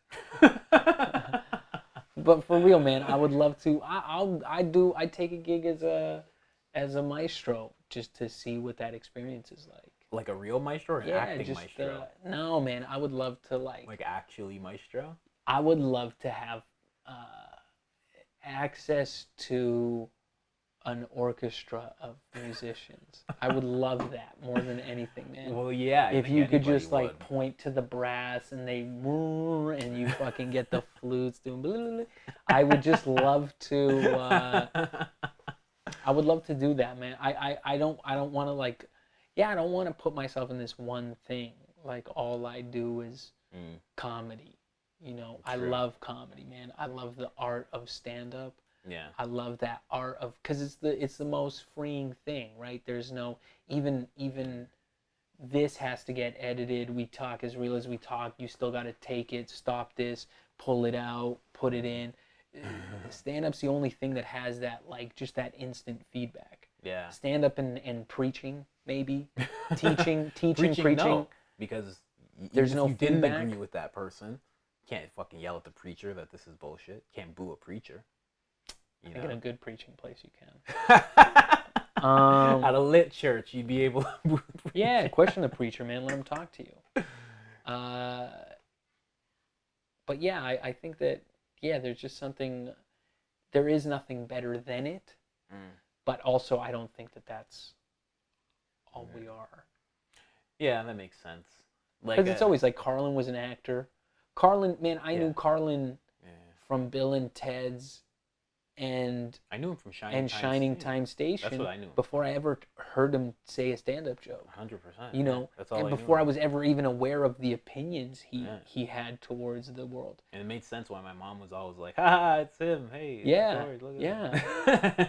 But you see what I like? So, I mean, I think that's an important thing because when you're playing all these different roles in the game of life. It's like even as a comic, I think you're supposed to play bigger roles, right? Play bigger roles in terms of what as a comic? Like just in terms of everything, in terms of life. Oh, you play a bigger role in the whole thing of life. Yeah, in the game of life. Even as a comic, it's like, well, now what, man? So it's like, okay, I got a filthy mouth, and I got questionable ideas, but I still I have a profound importance towards wanting to educate the youth, right? Because I feel like that's an important thing in letting people, live a life outside of what they're told. Yeah. Is to really teach them things, right? Yeah. So I think that you have a better role to play that you can like man, how do I tap into a younger audience without the same technique, you know, without cussing and cursing? How do I access that? How do I get the same objective out of people? How do I get a bunch of strangers to laugh at ideas, or you know, get on board with ideas that they hadn't thought about before? True. Is that why you got into it? Because that was another question I had. Like, why and how you got into stand-up? Yeah. I'm not sure, man. It just felt right. Like, did you want people to start questioning things? Was that a thing that you had in mind? When I was doing stand-up, I wanted to... How are the audio levels? It's good, it's good. I just like to check in. Oh, yes. Keeping it unmanned. Yeah, it just felt like it was this thing that felt right. I don't know. It's weird, man. I don't fully know what it is, but like there was this, like almost like you were aware of stand-up before you were even around. If that makes sense. You know what I mean? Like if you get pulled into this realm of vibration, into these vibratory spacesuits, right? Maybe in the transition of that, if it just feels like there's stand-up comedy in me. That idea of like speech and laughter as a response. I don't know. I was always a happy baby, a laughing baby. Really? Yeah, you know what I mean? I was I don't know, man. I always found funny in life. Huh. So it just like, I guess stand-up just felt the most natural. Huh. Wow. I don't know. That's because as long as I can remember, it was just always this cool thing. Like, I don't know when I first discovered it. Oh, yeah? I don't recall who it was that I know who stuck out, but I can't be like, oh, this was the first time, or... Yeah, I can't remember the first. Do you know what I'm saying? Like, because I think my parents watched it too. Yeah. And so, like, there's no way for me to tell, like, oh, like, I was big into Seinfeld. I was super big into Chappelle, man. His Killing Me Softly special was like, you know, I knew that thing off by heart as a kid. And that was funny to me because it was also, I guess the other thing was it was also like real life cartoon. Yeah. That's, I guess, what it came down to. It was like, it was the ability to be like a cartoon version of humans. You know, you get to be silly with ideas, with words, with your body language if you're good. True. That is true. Huh. You become very comical. Yeah. I never thought of how I got it. Yeah, I guess, yeah, it's just from when I was young. Because my mom would watch stand-up comedy every day. What would she watch? Do you remember? Yeah, Just for Laughs and BET's Comic View. Yeah. So I would see super polished white guys do it, and then it hit 9 o'clock, and I would see these black Southern guys do it. And it was fucking crazy. You're talking about like a cartoon, like the cartoon shit didn't kick in until you got to the black comic. Like you see guys dragging themselves by their hands and jumping, like doing huge jumps that had to have hurt, tackling the chair, like all sorts of shit. That was just like, it was that like was a whole new level, man. Yeah, 100%. That was a whole, because Just for Laughs was always like fucking jugglers. You know, it was comics and shit too, but they always had that weird shit where that was the tone it fell under. Yeah. Like it was street performance more, but then BT was always like, yeah, you're right. It was always just a cartoon. Insane. Like they would just go off. I know. Man, I loved it. I loved that so much. And it made sense. You know why? Because in Just for Laughs, you made it. Oh, I'm on Just for Laughs. JFL, like this is the thing. I'm here. Like that's also only in Canada. Well, outside of Canada, nobody cares. Well, I mean, all the guys. I mean, I watched Patrice on there. Like that. And thinking back, I did actually see Patrice, and that's where I saw him. Did you get into him again? No. Get into him again. But that was the only time that I've seen him is when he was there. I saw Dave Chappelle on there, Gary Owens, like everybody you can think of was on there. So it was still like a thing to them at that time. We're talking almost 30 years ago. Yeah. Right. So Just for Laughs was still a thing. And when you watch BT Comic View, they didn't make it. They're doing their sets, and they're trying to get paid. It was a different feel. Just for Laughs at that time was like, But it's also a totally different circuit too, man. It's a totally different The black circuit. circuit is like a hustle. You do get paid. That's what I'm talking about. This was like being an actor. The clout. Like it was like being pampered. Yeah. Just for laughs. That's what it seemed like. I see. They were Yes. calm enough that it seemed that And way. BET is the it was like guys were sound guy. sweating to get this fucking laugh. It was crazy when you'd see this shit. And I loved it. I was so happy watching that every single. I used to crack up to it. And they would show the bombs. If they showed a bomb, they would just do the crickets. Like if somebody was bombing, it would just be crickets, and then you get to laugh at that. It was fucking incredible. Oh man! But that was my first exposure. Every single day, 2 hours a day, watching stand-up comedy from the time I was 6 until I was like 12. See, that's good. Yeah. So that was like my starting point for stand-up. I had it hidden from. I had it censored. Oh yeah. Yeah. No, my mom didn't censor shit. Even music was censored for me too. Like I couldn't listen to a lot of hip hop. Really? I mean, I did, but it was just that had to be headphones. That had to be because you couldn't be blasting that in the house. Oh wow. Because first music video I saw, it was a Tupac video. Oh, yeah. And I remember she was flipping through my mom, and then Tupac came up, and I was like, and then she just kept flipping, and then she just went back, and we just watched like I think it was like Brenda's Got a Baby. Yeah. And like she didn't censor shit. She just let me watch it. That's cool, man. My old man would let me watch whatever, like especially movies and shit like that. True. We were watching. Child's Play and shit. Yeah, all that. Well, that was like cousins and stuff would always show us that shit. But yeah, we were watching like R-rated film from when we were young. Wow. Like that was always a thing. But music was always that like. I don't know what it was about music, but music was always off limits when it came to like really dirty shit. True. For me, like I just had to use headphones. Makes sense. 'Cause I guess it can get into your mind more. Yeah, I don't know if your parents were thinking on that kind of level, but I think they were. I think they were like it's chanting, right? Yeah. Like if you're chanting like kill a motherfucker, dead. Like if you're chanting something like that, that's not good.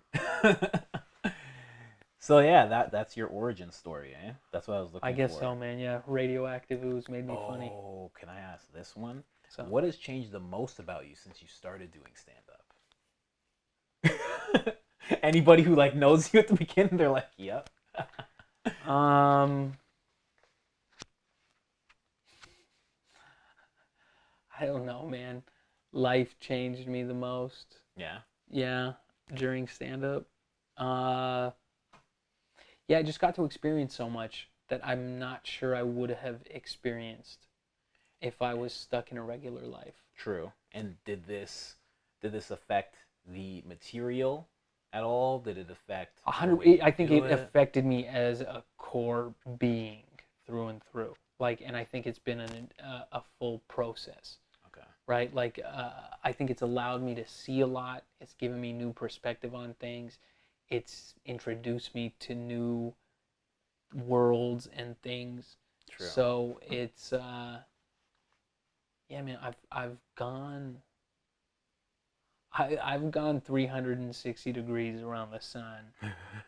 You know, I just do feel like, look, there's a reason we do comedy in dark, dingy bars. You know, after the sun goes down, in a basement where these ideas are contained within walls. True. You know, there's a reason you don't do it in a fucking park when kids are at play, and you know, there's no need, man. Look, every kid is gonna more than likely discover anal sex. Yes.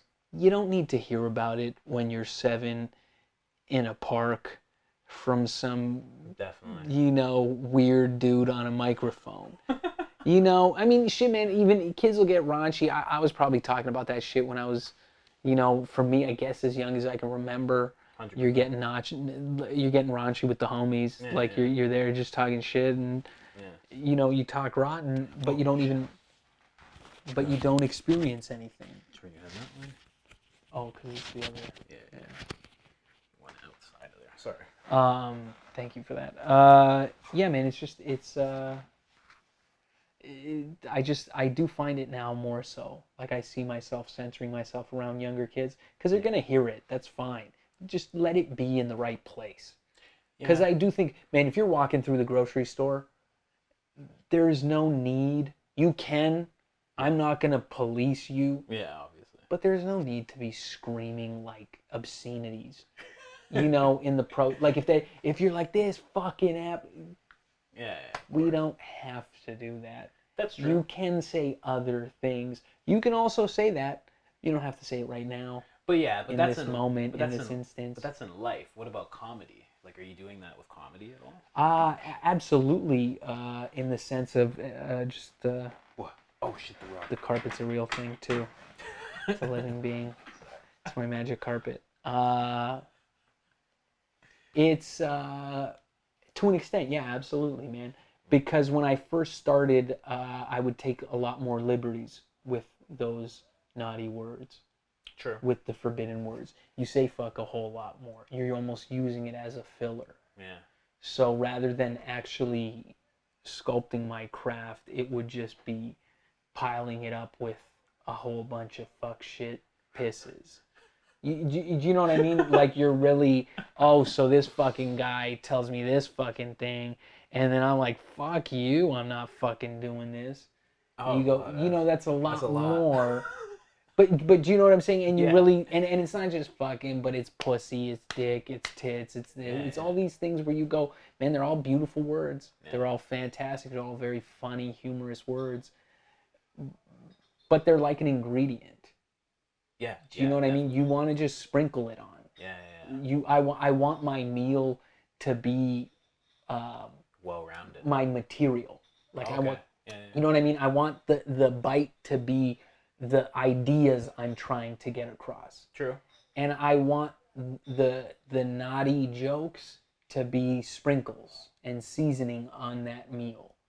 Okay. Do you know what I'm saying? Yeah. I don't want that to be the chunk of the meal. True. Okay. If that makes sense. Yeah. No, that definitely makes sense. Yeah. So it's not a matter of censoring. It's just being more clever with it, I guess. Yeah. Just because you don't have to. You can you can. I don't want to censor people. Yeah, but just because there's probably a guy from Boston that uses fuck all the time, but he uses it perfectly. For sure. Yeah.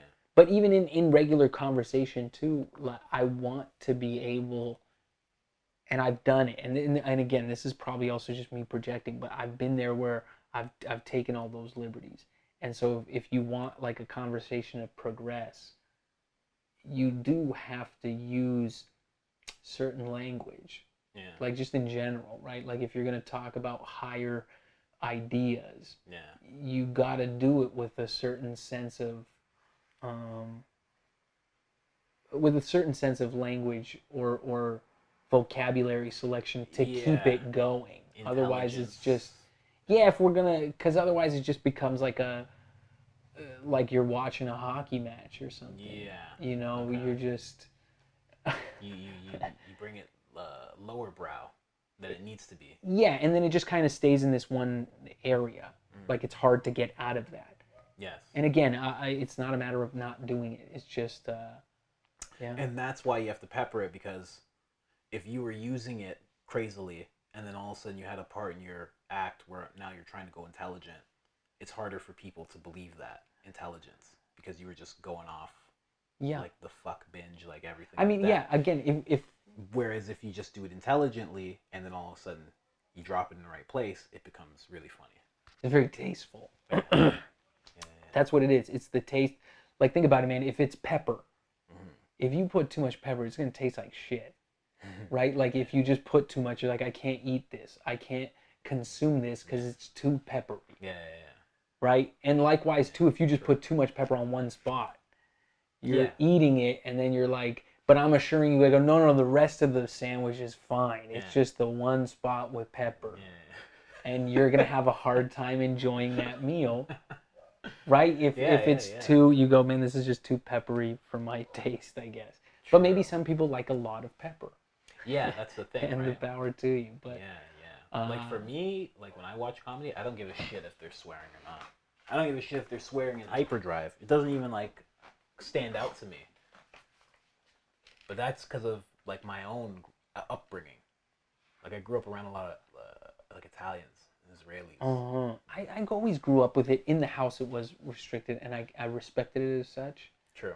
I took it like I never swore around. My mom never heard me swear until she saw me do stand up.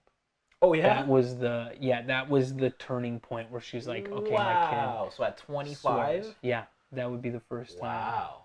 That's. I almost once slipped one out to her, like trying to cuss her out, and Really? yeah, that would didn't Be careful, fucking. bro. I know. I didn't do it. that. I didn't do it, man. Where's your mom from again? She's from Bro, that would be a problem, bro. the former Yugoslavia. Yeah, I was gonna say. Yeah. That would be a big problem. Don't do that with your mom, bro. I know, man.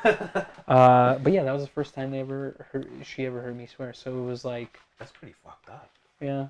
That's But I wild. always did. Probably since since That makes speech sense. was a regular thing, man. Like, I I remember did- grade school just swearing with buddies. Yeah, because Yeah, like, fuck this. Can't say it in front of the teachers. Fuck you, teacher. Ah, fuck you, bitch. You would always do that. I don't know. I thought that was like when the teacher was a cunt, you go like you bottle it all up because you know you're not gonna get suspended.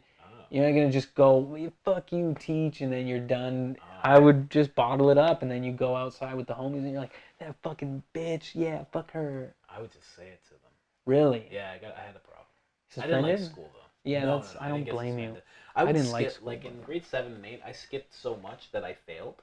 Really? Yeah, I failed. I failed the grade, and they just kind of acted like I didn't. They just kind of passed me along. Interesting. 'Cause, See, I like, wish I knew that at the time. Then I would have taken more liberties. That's the thing. Around grade 5, You I realized. started realizing because I failed English, and I always remembered if you failed English, you didn't pass the grade. I failed, and all of a sudden I passed, and I was like, okay. And I was like, and then the next year I failed like a bunch of shit. Yeah, like push it a little math, more. English, like a bunch of shit, and then all of a sudden I went to grade 7. I'm like, okay. And then I started smoking weed, and I was skipping school because my mom was working more. Hell And yeah. I was like, what are they gonna do? Shout out, weed smoking, grade 8. 7. Grade 7. In grade 8, I had a habit. Puff that Chiba. Fucking yeah, and I just kept missing school.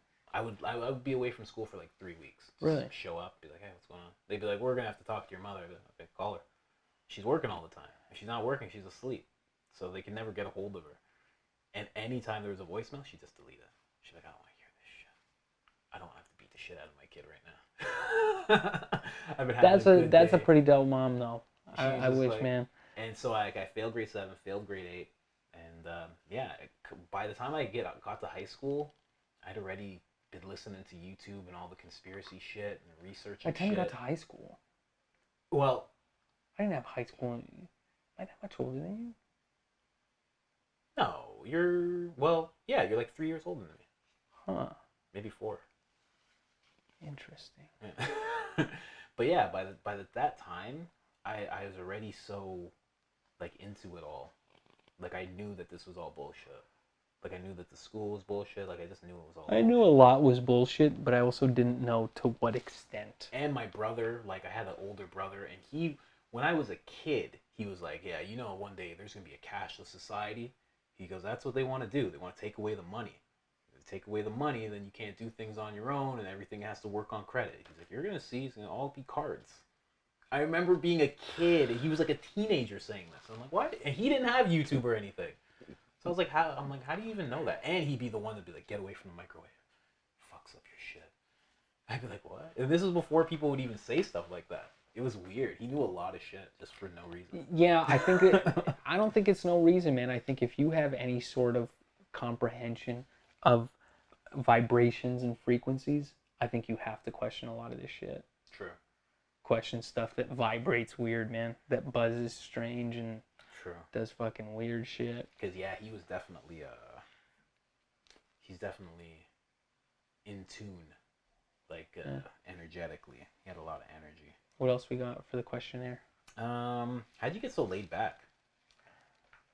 As soon as I met you, that was the first thing I noticed. I'm like, this guy's pretty chilled out. Psychedelics. Oh, this shit was psychedelics. Yeah. Oh, fuck. It was a combination of that stuff. Really? Yeah. That makes sense. And also, I think a big part of it, I used to be a lot more on edge before it, yeah. But now also, I think I'm a lot better at containing the chi. That is a big thing, right? Do you know what I'm saying? Like, there's still a lot of stuff that really gets the better of me. And I really just, I don't suppress it, but I learn to just contain it. Like, just to go, like, this will come out at the right time. You know? Is this anger or is it Not just anger, man. Just everything. Like when you look at things that you're passionate on, or whatever the case is. When you look at the atrocities that happen, the things that you would like to change or see changed. true? I think it takes a lot. It should anger you. I think. Yeah. I mean, not even anger you. It should do something. It should evoke something, right? I think it should spark something in you that should give you some form of feeling. You should feel something about what the fuck is going on in the world. Yeah. We can't feel nothing. I'm an empath, so I feel a lot of stuff. Yes, I think that's a good way to put it. I could definitely get on board with that. I feel a lot. Yeah. I feel a lot of people's energy. Shit. I get a lot. Yeah. I mean, I don't know, man. I also I just hear a lot. People tell me a lot. Yeah. So you get a lot. I've had that for a long time. Yeah. People telling me a lot. I know. I think we play. I mean, I come from a Catholic upbringing, but now I see it as just a general role of like a priest doing confession. Yeah. You know, like everybody needs somebody to tell something to. I remember being 8 years old, and my friend's dad, like, he's driving me home, and he starts telling me about how hard his life is. So yeah, you know, the bills pile up, and you know, it's hard to make it. I remember being 8 and being like, I'm not supposed to hear about this. I remember thinking in my head, he's not supposed to be telling me about that. You're not supposed to know about bills yet, yeah. Oh yeah, I'm not supposed to be hearing this kind of stuff. But he like had to get it out. He needed to confess to somebody. He was a father of 2, and he was just like. And I think that I think in turn helped me calm down too, because I also probably maybe before psychedelics, I didn't give a lot of people time to talk, or I didn't give a lot of time to listen to what people were saying. And now I do. I give a lot more, and I find when you give and you hear people out, then it also calms you down in the sense of like, what are you really fucking worried about? Or less reactionary. Yeah, like, you ever been on a plane? Of course. Yeah. And the lady or person, whoever's next to you on a plane. I had it with an old lady. I used to hate flying. I used to hate that feeling. Turbulence used to just put me on edge. Oh, fuck yeah. You know what I mean? I never not uneasy about turbulence, and I would fly a lot. Bro, going to Hawaii, turbulence like this. The whole way. The whole time. It woke me up. I was like, oh my, and I just tried to go back to sleep, and I was like, oh my, like literally. Yeah. I'm like, what the fuck? I thought we were gonna die. Yeah, that stuff terrifies me to no extent. But it's to the point where I was sitting next to this lady on this one flight, and we started doing turbulence, and she became so panicky that it put my panic at ease. Because her panic was so like over the top and unnecessary. Yeah, that I was like, all right, I'm not gonna be this panicky. I'm not going to that. You know what I mean? I'm not that afraid of flying. Fuck it, it's just a flight. And I feel like that's what happened to me with hearing people out. Like when I used to think that I had problems or I had issues or shit like that, hearing other people's problems and other people's issues made me more aware that mine weren't shit. Do you know what I mean? Like, I'm not really going through anything that... Of course. There's not other people going through 10 times worse. Yeah. And they're able to get through it. They're able to kind of be composed with it and that sort of stuff. So it, in turn, I think, let me be able to just appreciate things a little bit more. I think that Perspective. also helps keep me calm. Yeah, perspective, I guess. Yeah, yeah. And again, that I would probably ditch back to the psychedelics, but you don't need to do psychedelics. Yes, you don't need to do psychedelics. They help, but you don't need to do you them. definitely need to do psychedelics. That's what It'd I'm be saying. good to try. It would be good for You don't need to do it. Not everybody. Man, every single person in the world should try psychedelics. see, I've come. Man, you know what? After I'd But- say after this year, Doses vary. even people. doses, I feel like I used to think that everybody should get dosed no matter what. And now that I've tripped with so many people, I feel like I've at times even like I played shaman a bunch. Yeah. I've learned that it's definitely not the acid. It's not the psychedelics. We'll see. It's not like, cause even set and setting and all that stuff. Some people, you can give a rotten person acid and they'll still be rotten. afterwards. Yeah, it's not a guarantee. It's not that it's impossible. It's not, but it's not the cure. Yeah. So you know what I'm saying? So yeah, that's where I think we differ there. I was talking about mushrooms. I don't think everybody needs to do acid. I think everybody needs to do mushrooms, because when you're talking about a rotten person doesn't need acid. And I've talked about this with many people. Rotten people, go-getters, like people who are active, moving, shaking, all that shit, they need mushrooms. Acid will only exacerbate the way they are. I could see that, Because but it's an external thing, so it'll make them go, okay, I'm sharper and I'm still the same person. So now they're just better at being the way they've been.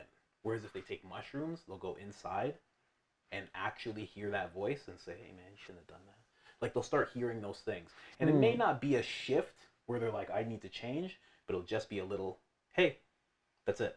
And they know that that's there. They weren't really sure what it was. Do you think part of it is that people really, because I find it funny that there's people that don't hear the voice. Do you know what I mean? I've been so familiar and friends with that voice way before psychedelics ever existed. Yeah. Like, you know what I mean? As far as I can remember, I've known the voice. I've dealt with the voice. I've spoken to the voice. Yeah. It's the voice, man. It's inside. It's the inside voice. Of course. So it's very weird to me that people don't have it. Yeah. I couldn't even imagine that. So do you think they have it? It's just it's so noisy inside their head. It's hard to hear. But what is that noise? That's what I wonder. It's everything.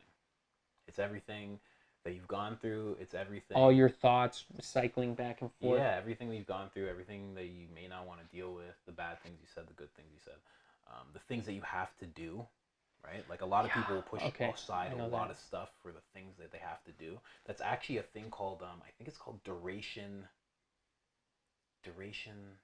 I think it's directional duration path, where you start thinking of what you want to do and how long it's going to take. And that, if you're in that mode, like people who have trouble sleeping, it's because their brain's still in that mode. I am in that a lot. I don't have a problem sleeping as much anymore, but I get that. Yeah, so they keep on. So I see that even prevents me from doing a lot of things. Because once I start breaking down the time, it's almost like, then what's the point of even doing it? Yeah. Because you break the time down so much. It can get hard. You start concentrating. I think that's what it is when people can't hear the voice, because I don't think there's people who are born without consciences, and I don't think that there's people who really have dead egos. Like your ego, I'm a full belief that your ego is very necessary and it never dies. All that happens is your ego is very loud. It gets to be very loud. It has like an air horn inside your head. As soon as you take psychedelics, it's like somebody goes and takes it away, and all of a sudden the ego has a very small voice, and that other voice gets put up, and they get the air horn, and then they start talking to you. And that's what where usually happens with psychedelics. And that's where I think that sometimes with some people, they got the same dude working on both ends.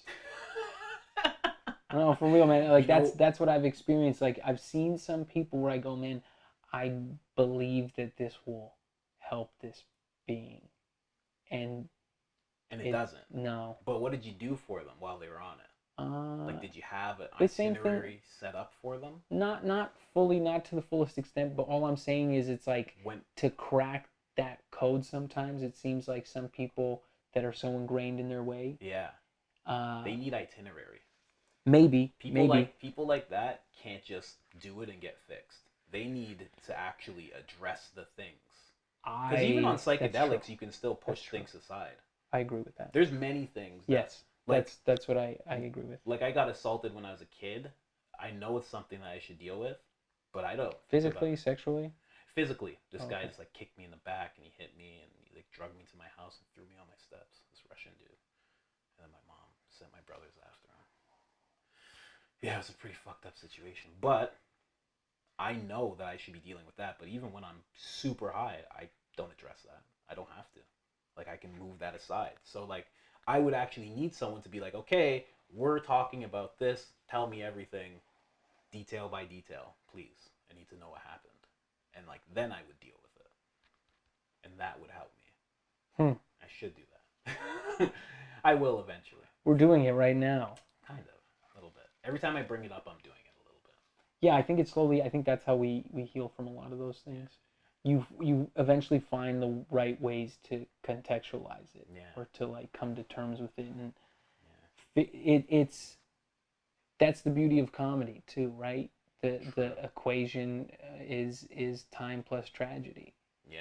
So it's like you got the tragedy covered. Yeah. Now you just need that right amount of time for the formula to work. Yeah, it's crazy. You know? That's probably why I gravitate towards comedy so much. Yeah, I think. Because it was like I liked it, but then I was like, oh, the people who are in it are fucked up. I didn't realize they were fucked up. I thought they were just wouldn't funny. say fucked up. Well, I've actually spoken about it quite a bit, but it's rare that you find somebody who has, like, this, 555, that's what's up. I saw that today. I went on YouTube. I saw the top comment had 555 likes. Not for nothing, man. We see these things because we're supposed to. It's 555 right now. Yeah, it's a big 555. Positive things. That's what it means. Oh, is that what it means? Positive things and positive changes. Oh, I thought it meant a fake phone number this whole time. No. Yeah. What else? Do we have any more questions? Oh, there's so many more. Are you kidding me? It's after 5. We can smoke one now. Yeah, we can. Ha. I'm definitely down. Oh, this is actually a good one. What is it that you want from comedy, or just the industry in general? Like, what do you want? You know what? The more and more I'm getting to it, the more and more all this COVID shit is going out. I want nothing to do with the industry. Me too. Yeah. I realize that. Okay, cool. Maybe we could build on this. I want nothing to do with the industry. I feel like it's always put me at a level of uneasiness because I've always seen it from a lot of different perspectives. Okay. And it's always given me an uneasy feeling. Now that it's, like, slowly feels as though it's crumbling, I want nothing to do with it. I want no part of the industry. I would like to carve a path for myself. I would like to carve a path for the funny people around me. Yeah. And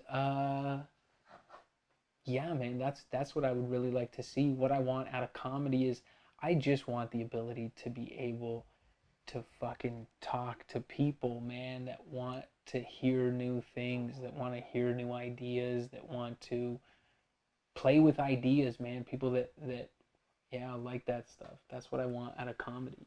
True. I don't want to do things that I don't want to be doing anymore. Yeah. You know? Yeah. I don't want to do a lot of things that I know that people tell you need to do. Yeah, there's so many, man. Yeah, that's what I want, man. I don't care for a following. I just want to be able to go around. If I could be like a monk, but just in stand-up comedy, you know what I mean? Go around from town to town and tell my people my monk stuff. The Bodhisattva. Yeah. And just go around, man, and just be... That's what I would ideally like. True. Yeah, that's because I don't want, man, you know what? Like, what almost would take the fun out of it. I know people have said otherwise, but I wouldn't really like the idea of everybody knowing who I was and me coming out and dealing with a crowd of people that are always on board with what I say. But do you know what I mean? Yeah, your own people, your own audience that like laugh just because it's you. Yeah, I don't want that because there's no like, I like the tension you build with people you don't know. I like seeing how people react to someone saying something they've never heard before. You know, like the idea of, I don't want a crowd or a following. I just want to be able to do. Let me do. Yeah, that's what I've been thinking too with this whole thing. As it's not just with this whole COVID thing, but seeing how people react to people in the industry, how people will viciously like try and like attack people. Like there was a friend of mine, he screenshotted conversations. Oh yeah. And these people were trying to frame another comic. Yeah, I saw that. Like what the fuck? Well, I don't know, man. Like I don't literally know trying to frame somebody, like actual framing. Like let's make it seem like he stole something or did something racist. Like what I know. the fuck? I remember reading that thing too. So it's like I don't want anything to do with people like that. No, it's petty shit, man. That's what made me like kind of happy to as a kid getting out of high school because it felt like there was a bigger world. Yeah, you know what I mean? And so likewise with this too, it just feels like this shit is too petty at times where you're like it's not about funny, I really hate the industry. Yeah, it's not about funny. That's a big point. Like I was talking to one of my buddies, he's a producer, and he's like, I'm gonna get this comic on, and I was like, they're not all that good. Like, and I've heard you say that you don't even really like their stuff, and he's like, yeah, I'm guilty of that too. I've done that also. But they have a name, and they had a following, and you bring them because they have a cloud, and you think maybe they'll show up to your show, and I know it's never worth it. Don't do it. Do what you want to do. Focus on your goals. And I think that's like ridiculous. And when people start operating like that, it's just bad vibe. I've seen people. Just recently, some guy had a story made up about him. Immediately, these two people that he considers like his best friends, like immediately distance themselves. Oh yeah. Wouldn't even do a show anymore. No. Like it's crazy. I don't know. It's just so weird. And on top of it, if I have to sell my soul in order to become like the people I've always looked up to, I don't want to do it. So I don't know. I wish I knew that sooner. Yeah. I wish I knew that sooner. That was one thing that I guess, maybe put me on a big journey, was trying to get my soul back. You know, I'm not even quite sure when exactly it was taken away, but I definitely know it was taken away at some point. You think so? Yeah, 100%, man. 100%. No, man. You have to do things to have it taken away. Like what? Sign things you don't read? I've done that many times. I've done that many times, man. Oh, what? Sign things you didn't read? Well, there's that, but also, there's real distinct things you have to do. You'll know if you're doing it. I still have. And you'll feel it. A piece of it. Well, like just the fact that you're all, it's hard to say, right? Because I don't know if I've ever met someone that's soulless, but I'm pretty sure they can't take on energy, they can't feel things around them anymore. Like, no, but it's like more like the idea of, I see now what happens when you sign something and your essence is taken from you. Yeah. Even a little bit. It feels that way. Yeah, I mean, when they take a little bit, it's like when you just see. I definitely get that. I definitely get that. What other questions about this out before it starts? We're giving too much to Patreon at this point. No, that was like a minute again as well. But yeah, that's a big thing about just me thinking about the industry and like if all that stuff is actual, I don't want to. I'm not going to do it. Yeah, and maybe you could probably even carve your way in the industry, avoiding a lot of that stuff. I just want to, honestly, and this actually brings me to another question about what's important. Because, like, for me, like, I've realized through all this stuff, it's literally, like, financially stable, safe neighborhood, wife, kids, make sure she wants for nothing, make sure they want for nothing, and that I can murder anybody efficiently if they ever try to fuck with any of them. Like that's that's like real man shit. Yeah, exactly. Yeah. Exactly, like real man shit. That's a good way to put it, man, because I've actually almost felt this way. It almost feels like there's a little bit of a Peter Pan thing going on. You know what I mean? Where I know you're what like, you mean. you want to stay in that Lost Boys Yes. group where you never grow up. Yes. And you never, Yes. you just stay that kid that you always were. Yeah. I think once you start approaching those like man territories where you're like, no, I got to start being a man Yeah. and doing man shit, Yeah. then yeah, I totally get the. That's, So I'm at this toss up almost. Oh, of really? like, do I grow up or do I not? I mean, part of me never wants to grow up, right? Yeah. Like part of me always wants to have that bit of youth intact. Yeah, I guess that's where I keep the black. Yeah, And the rest goes gray, right? True. Yeah, it's like, and that's the reason why we were talking off camera for the smoking past 5. Yeah, like I'm yeah, like yeah. I want to fucking man up. I want to fucking man. Yeah, up. I get that, man. And I you know totally what the get weird that. thing is in a lot of cultures, it's not when you turn a certain age you become a man, because that's ridiculous. You Right. don't just turn. You don't just become a man out of nowhere. In a lot of cultures, woman initiates man into manhood. That's interesting you say that. I could see that. And I see that with myself right now, because I was at that point of a Peter Pan where I was living in downtown Toronto, but then all of a sudden I had to move back home with my mom, and I'm back in the room that I've always been in, and all of a sudden now I'm supposed to move out with my girlfriend, and I was scared. I was like, what's gonna happen? What if this happened? What if that? You know, your mind just starts doing the shit it does. And then all of a sudden I heard that. It was in another podcast with my buddy Bard, and he was talking about his vision quest and how he spent time with natives, and he was just talking about how man initiates woman. And right away I was like, oh, I actually have to move out with her. Like, this is my initiation. Like, you're supposed to get initiated into this. You're supposed to go into the unknown, and you're supposed to go and do these things. Yes. There's As a man, you're supposed to do that. There's a biblical thing that's slipping And my I'm mind sorry right if now. everybody doesn't like that I'm just talking about men. I'm not a woman, so just eat it. Yeah, but even women, fuck that shit, man. Women have to get initiated into womanhood too. However they it's a thing, man. The Vision thing quests is, are. I don't know how, so I'm not Yeah. dealing with that. Yeah, I'm talking yeah. about men. No, for real, man. That's an important part. I think, and I think that's lacking in a lot of ways with a lot of people. Yeah. That I see it. I see it with friends. Yeah. A lot of people. I see it with myself. Just all those different ways we don't man up correctly. Yeah. I'm starting to realize. Yeah. Yeah. And I was just like you. I don't like hearing those Navy SEAL stories, but as you start like listening to them and like their values and shit, it's like these are fucking men.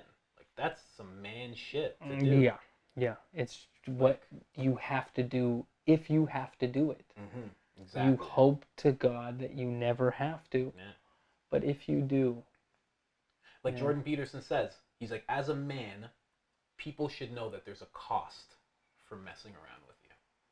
It might be the most minimal cost, but they should know that there is going to be something to deal with if they decide to cross you. Whether it be in an argument, whether it be like whatever it is, there will be repercussions for somebody crossing you. And I do think that's a thing that all men should have in them. I think if you don't, you're a cowardly man. Yeah. I was gonna say bordering on female, but yeah. Yeah, that's I think that's more of a jab to someone if you call them a pussy. A jab. Calling them cowardly also lets them know. I think it hits harder because it's like. Of course.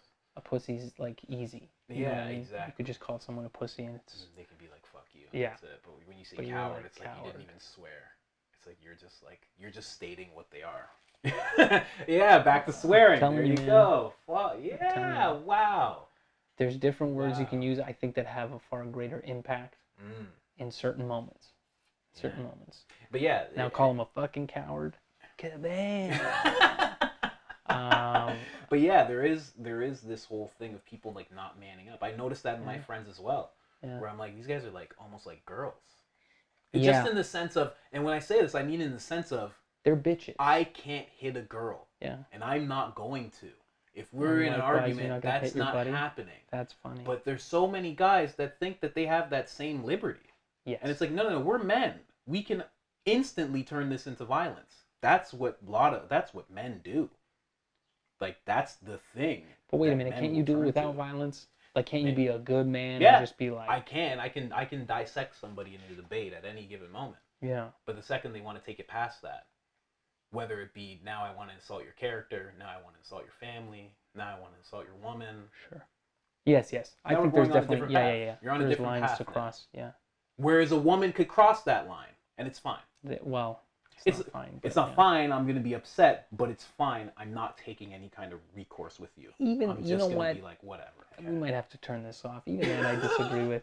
Sometimes I feel like women push buttons where you go, if you catch it, you didn't not do anything. Not that it's earned it, not that it's right, but yeah, I've seen women push buttons, man. I've never laid hands on a woman. I'm talking about an Instagram clip. I've seen a woman, she hit a man repeatedly. Yeah. It was like a big guy. He was a huge guy, and he like smacked her. And then apparently they went to court. Yeah, everybody went crazy. They went to court, and she went to jail. Interesting. He did not. Interesting. Because they had that whole video, and they're like, you hit this man repeatedly. You and your friends attacked him. You instigated this whole thing. So she ended up going to jail, and he did not go to jail. Chalk one up for the. I didn't know you were into man stuff, man. I've been like really into my man kick as of recently. Yeah, man. I try to. Realize how important it is. Trying to be more of a man every day. Really? Yeah. That's what I try to do too. I do manly shit. I do car repairs and that kind of stuff. Do you? I don't know anything. Yeah. See, I've tapped into that for a while. I gotta learn that. Yeah. My girlfriend's little brother is gonna have to show me how to change oil. I don't like that, man. I mean, no, it's good that you're learning. It's good that you're. I gotta learn from somebody. I get it. He's like, he's been equipped with it because in their family, that father is a man, and it's very apparent. I learned it. Yeah, I learned it from my old man. Old man taught me how to. 100%. Yeah. My old man didn't teach me anything. That's okay, man. It's the Big Brother program. But he did actually. He actually did. Just from re-meeting him just once, he taught me so much. I was like, oh, okay, I get it now. Yeah. I understand. I agree with that too. I feel like I could have a son and I could dip somewhere else. Yeah. And I think he would turn out all right. It happens. He was really surprised. But I feel like if I had a daughter, it would be a different story if you left. Yeah. I feel like if you left a daughter, that would have a far greater impact. Yeah. I think it would be not as effective. Because the son says, fuck you, and watch how good I'm going to be. And the son will be defiant always anyways. True. That's the role of the father and the son, right? Like, yeah, my buddy said always like, eventually they turn on you. Yeah. Like, no matter how good you are. They have to be, right? Because that's almost, they're testing you as a father. They're practicing. Yeah. As like men. Yeah. As like a man. Yeah. It's just that they think they can do it when they're like 13. Sure. 14. Sure. You know? And they'll be dicks about it. And, exactly. Yeah, for sure. They'll snide and shit. That's so funny. Wow. Yeah. Being what a else better we man. got? What else do we got? Being a better man. We're cycling through all of this. Bro, how did your near-death experience shift and change you? And do you think there's an afterlife? Or do you know there's an afterlife through this experience? And I'm talking about the car crash. I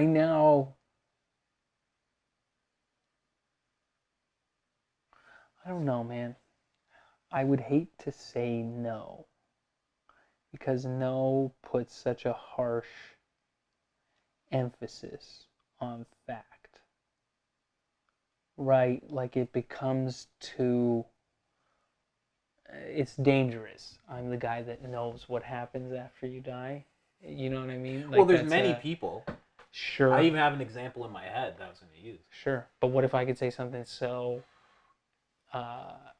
if I could crack the combo right. Yeah. Where they're like, oh shit, this guy really knows what happens after. I would just add you to the list of people. I do believe it, man. I do believe... My near-death experience, the car accident was trippy. I didn't figure it out until I did DMT like 15 years later. Didn't figure out how it affected you, or I didn't figure out what the accident was about. Okay. Until after.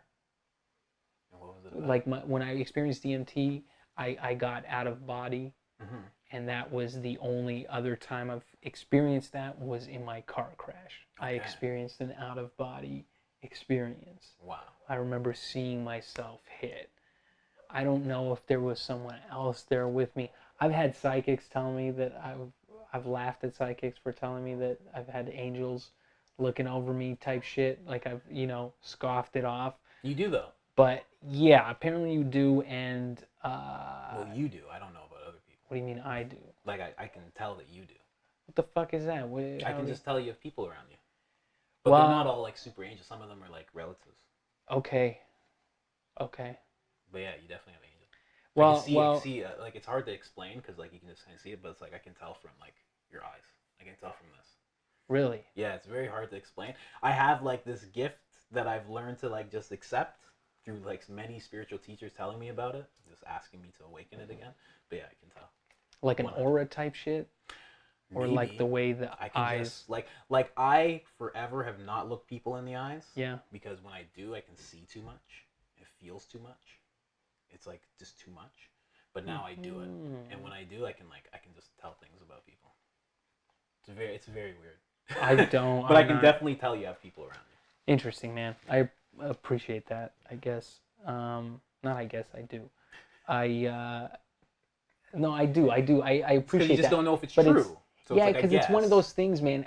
The way you're able to contextualize it is a lot more profound than a psychic going, you just have a bunch of angels watching you. Oh yeah. You know, she even goes like, you got 7 or something, and I just remember that seeming like too much.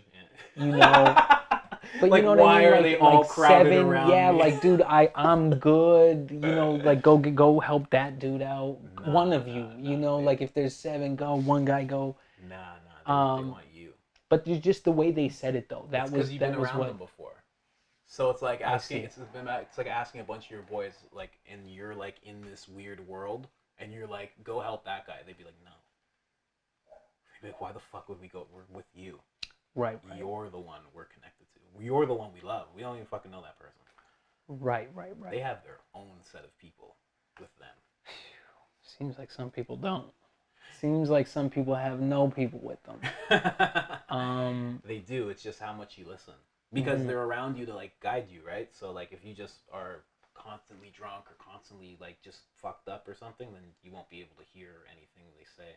Like you navigate with their help. That's funny, man. I could never. This is where the weed thing gets all tricky. I feel like weed helps me hear layers better. Ah, yeah, I can definitely see that. Do you know what I mean? I hear the ringing. Yeah. I hear this stuff when I'm on it, where I don't when I'm not. Oh, really? Yeah. Oh, man. And so I hear it much more when I'm not. See, I don't know. For me, I did it, man, and it really became like that's another reason why I tap into it, because I really appreciate those things. It really gives me this level of like, I don't know, man. It gives me this feeling of like, shit. I'm starting to scratch that surface. Yeah. Definitely. But yeah, so it's just very weird when you hear it from a psychic, and you go, just the way they break it down. I wasn't serious at the point when I heard it. Yeah. You know, so it didn't make sense. It was like falling on dead ears. True. And it was just being able to experience that out of body, man. It gave me this feeling like there was a presence around me, showing me the thing in a different set of timing. Yeah. So like I was watching everything happen in slow motion from outside. Yeah.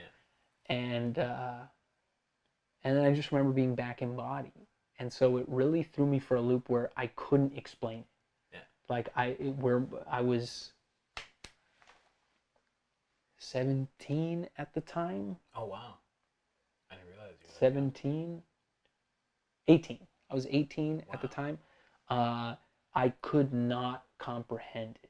Of course. Do you know what I mean? Yeah. I could not, but I was so sure of what happened. And like, so like there was so many seeing it, man, because I was like, why would I see this? Why would this be part of my memory? A camera angle that that I don't have access to. Right? Like these are my lenses and I'm seeing this. I remember the hood crinkling, like I remember the accident happened in slow motion, like just being like, oh shit, I can't do anything. And then this ticking, like that scene in Raging Bull, like you just hear the tick, tick, tick, tick, like the slow ticking of every frame of motion. right? And so yeah, it was like this weird thing where you're like, and then the hood crimples, and then from that point, I just remember seeing it happen from this other angle. And then the next thing I remember was coming to in the car, unable to breathe, thinking I had died. Like, cause the airbag, the seat tension on the seat belt, everything just like you're going from 80 to 0 in milliseconds, right? So, so the car saved my life. The transformer did good, man. It protected me, and but I just remember that, man, and I remember not being able to explain it until DMT and just being out of body again and going, holy shit, this is what that was. And so that's what started. Can do it. You can keep doing it if you want. Yes. It's just something that happened because it was such a traumatic thing. Yes. Pops you out. Yes. And I guess it literally was because they say the DMT comes for near-death experiences. So exactly. I really do feel like it was the DMT that helped put me in those realms because it was also so similar to actual DMT. And so as a result, DMT and LSD helped me solidify that there are energies, realms outside of ours that we're aware of. Yeah. And it's made me realize that, the energy, the core, the soul, whatever you want to call it, that thing that gives us consciousness. Ever present. Yes. Yeah. It never goes away. Never. And it's always there in some form. And I think that they've tried to take that away from people. And I know I've been a part of it. I've helped try to take people away from that concept. Yeah. So yeah, I do. I know in my soul that there's something else that happens when this is done. Yeah. I hope more people get to see and experience it, man. It's getting dark as fuck. It's getting dark, yeah. I know how to lighten this. We can also brighten the thing. How long has this thing been? 222. I'm sorry I asked. Why? 222 is good. It is. It's an good angel number. Yeah. Ha ha. Yeah, what else, man? We're talking too much now. Oh, I'm looking at Duffy's. I was going to say, why don't you want happiness? That's not something I'd ask him. Oh, no, I want nothing but. I don't know. What do you want to talk about? Nothing, man. You had the questions written down. I feel like it's a waste. I've never been asked questions. I only have this much left. So we can just go, what? Do you meditate?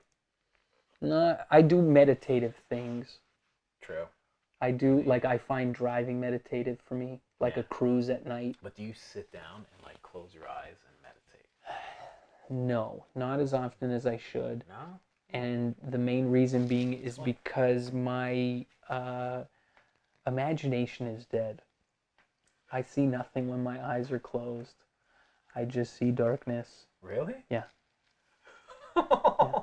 I only get glimpses of. I get glimpses of. What do you mean it's dead? Things Has it always that been once. like this? No. Oh. I used to have a vivid imagination. I used to be like I can describe something very vividly with words. Of course. Yeah. And I have a lot of technical background. I went to school for architecture. I know how to create things. I know how to conceptualize something. I don't know how to get it in here. Wow. If that makes sense. Wow, that's crazy. I can do it all outside. I can see everything here. I have a fine appreciation for all things that I see visually, and maybe because I have nothing when the lights go out, I feel an extra appreciation for everything that I do see. That's wow. That's and like again, my buddy Mike. He has the same thing. LSD is the only thing that's ever given me visuals. Wow. Yeah. When I close my eyes, I can see everything just like my eyes are open. That's amazing. Yeah, it's a very weird. I've had that experience once on a huge dose of mushrooms. Me too. Yes. I had that same where thing. I was convinced that is the third eye, I suppose. That's the eye behind the eyes. Makes sense. I do a lot of things. That's why I didn't do that meditation that Dimitri was like sending us, because like I already done a bunch of third eye opening things, like a lot, like a lot of techniques of like literally going like that and opening it slowly, and like you literally go like that and you picture an eye that's opening. I did that every day for like a year straight. I've done a lot of things. I drank a lot of chaga mushroom tea. See, that helps with what? Visuals? That's supposed to help with dreams. It helps decalcify your pineal gland. See, mine's on. Mine's working. Mine's buzzing. Yeah. I feel the activation. Okay. I am, and it's always it's a constant work that's getting better. Yeah. But I feel it activated. Sure. I know it's on. The visual stuff is, I don't know, man, maybe I burnt it out. That's what honestly, it scares me a little bit. Maybe I've just, and part of me really believes that the flicker of all the LCD screens we've been subjected to, I feel like those help dim that light out. Oh, really? I feel like that's what burns out our center. Yeah, there's a bunch of things that burn it out. A bunch. I'm sure. Yeah, I'm sure there's a bunch. But I just feel like that constant consumption of screen has fried my imagination. Wow, that's weird. Help me imagine. I have no idea how to help that. I couldn't even imagine. Like when Mike explains it to me, he's like, "Yeah, when I close my eyes, it's just like black." Like, yeah, I never have that. Like, I can picture anything. Yeah, see, I can picture it with words. Like I can describe it. If you were like, tell me your, a fantasy place, I can give you all this detail in words. The rock by the lake, the aqua, and I see it as I'm describing it, but not see it. That's crazy. If that makes sense. I don't only see it. Like I see it so clearly. Anything that I think of. I would need to have it somehow like created, visualize something so that I could like see it. So weird. That's why masturbating for me was so hard to stop. Because I could literally picture anybody. Like I could picture any celebrity and just like fuck them. I could picture like two of them. Like I could do anything. Oh my god. I could give them bigger breasts. Do you see what I mean? Bigger asses. Like anything. It's so weird. And what was the cliche? What cliche? Don't rub one out, you'll go blind. That never made sense to me. Dude, I thought that was how much you been jerking off, bro? No, I mean, I'm talking a lifetime's worth. I really thought that cliche was I thought it was so dumb because you're going, man, you look at it and you go, how the fuck's this going to make you blind? What, are you just going to hit yourself in the eye? Or that's what I thought. I thought always look away at point of impact, right? Just, and you won't go blind. But no, maybe you're right. Wow. That's very profound, man. Mm-hmm. Maybe that has helped blind us. Because that's the juice too, right? That's the juice. I mean, Jesus, man. Porn. Jesus juice. Porn is what? Porn is just a condensed version of like a relationship. Yeah, a condensed, retarded version. I've drawn away from porn. Your phone, the Instagram feed, it's just a condensed, retarded version of life. Yeah, yeah. It's the same thing. It makes life into porn, where everybody's pretty. Yeah. Every single thing is fucking picturesque. Like it's just that's all it is. It's a I weird. Gotta check my porn update. So imagine taking in, quote unquote, this life porn all the time, and how much that can desensitize somebody. Oh, like for sure, man. Life, for sure. I've dialed it back where now I don't, because I've seen the poisonous thing to porn. I don't subject myself to that, but I do. I still always have and will have an appreciation for smut and pulp. You know what I mean? I think that it's I think there's something to it. I don't think there's anything. I think it's very artistic. What's smut? That, like just nude women. Oh, okay. Like I don't think there's anything wrong with erotica. You know what I mean? What? Sexy? Like what? Like sexy photos, drawn, pornographic drawn images where there's like art involved. I guess. I mean, it's just like if it's an everyday thing. I mean, even if it's an everyday thing, I just like seeing. I find that a very beautiful thing. There's a difference between like if you had a picture hung up, right, that you see all the time, and you going out and looking for it, like via the internet. Like if we're talking about like porn, like if you're looking for. Like, I suppose, but I mean, like if you're a connoisseur, like you find the things that you like. I just find the beast is hard to contain. I find it's a very difficult. Can't satiate the beast. Yeah, because it's so primal. It's a very primal urge. Do you know what I mean? So I feel like it is one that is, and I get it. It's the root chakra too, right? It's the first one you got to overcome. So I do, I feel that, man. I got homies that go on like strict fasts with it. Oh, like, really? Yeah, 60+ days or. Like with what? No porn or no? No FAP. No, Oh, yeah? no nothing, Yeah, that's man. what I Keep do. the juice stored. Yeah, I know, man. That I still can't even process. You just really. you just go after it. Like you get it. Like it's so hard to be like, why does somebody? No, I get it. I Like- get it. But for me, it's just that.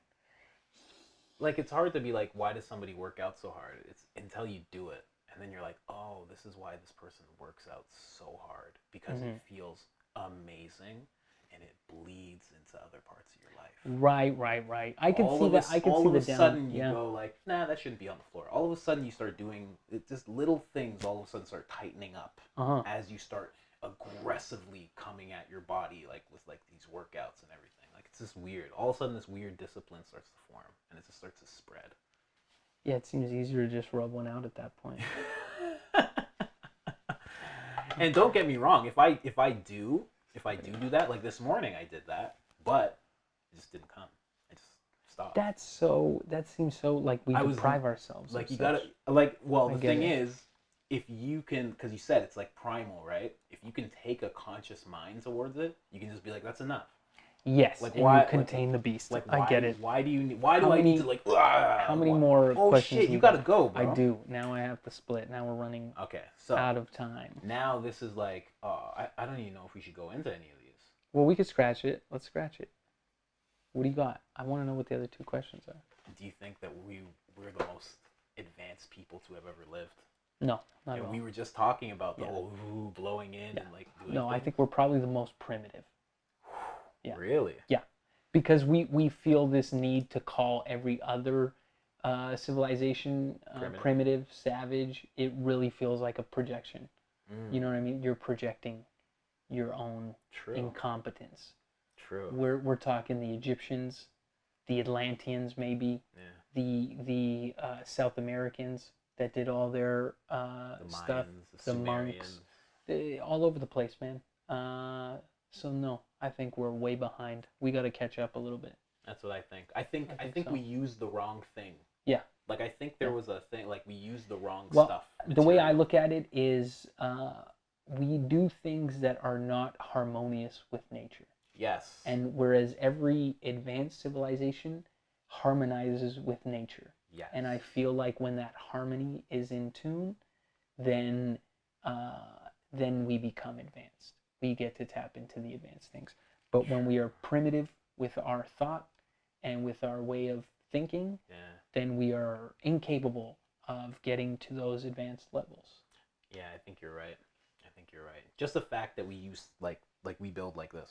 Yeah. We use everything like this, like it's such a weird. primitive, yeah. Like we bang things, we hit things, we that's- and like that. No, what's the last question? No, we'll end there, but we gotta wrap up properly. Oh, okay. I never intro properly, but I always outro properly. Always. So yeah, we'll save all that other shit. What was the last question? Aliens. Okay, yeah. We'll save that it's for too later. much, it's too much. We've covered even for people. You know what I mean? Yeah. Yeah. Yeah. So yeah, man. Thank you so much. Thank you, man. And thank you so much to Lars Classington. Because Oh, if hell Lars yeah, didn't do man. that interview and then see you on the street and say, hey, you should talk with these guys. Dude, 100%, man. Shout out to Lars. I love that dude. Thank you, man. Thank you. Yeah, for real, man. Thank you so much, Appreciate man. that. And this is a very much a appreciated connection because I don't get to actually meet many people who vibe on, you know, the level. Yeah. And when you do, it's a great thing. So thank you so much. Hey man, thank you. Thank you for having me. And thank you for Thank talking. you guys. You had me. This is your place. Peace, guys. Arrivederci.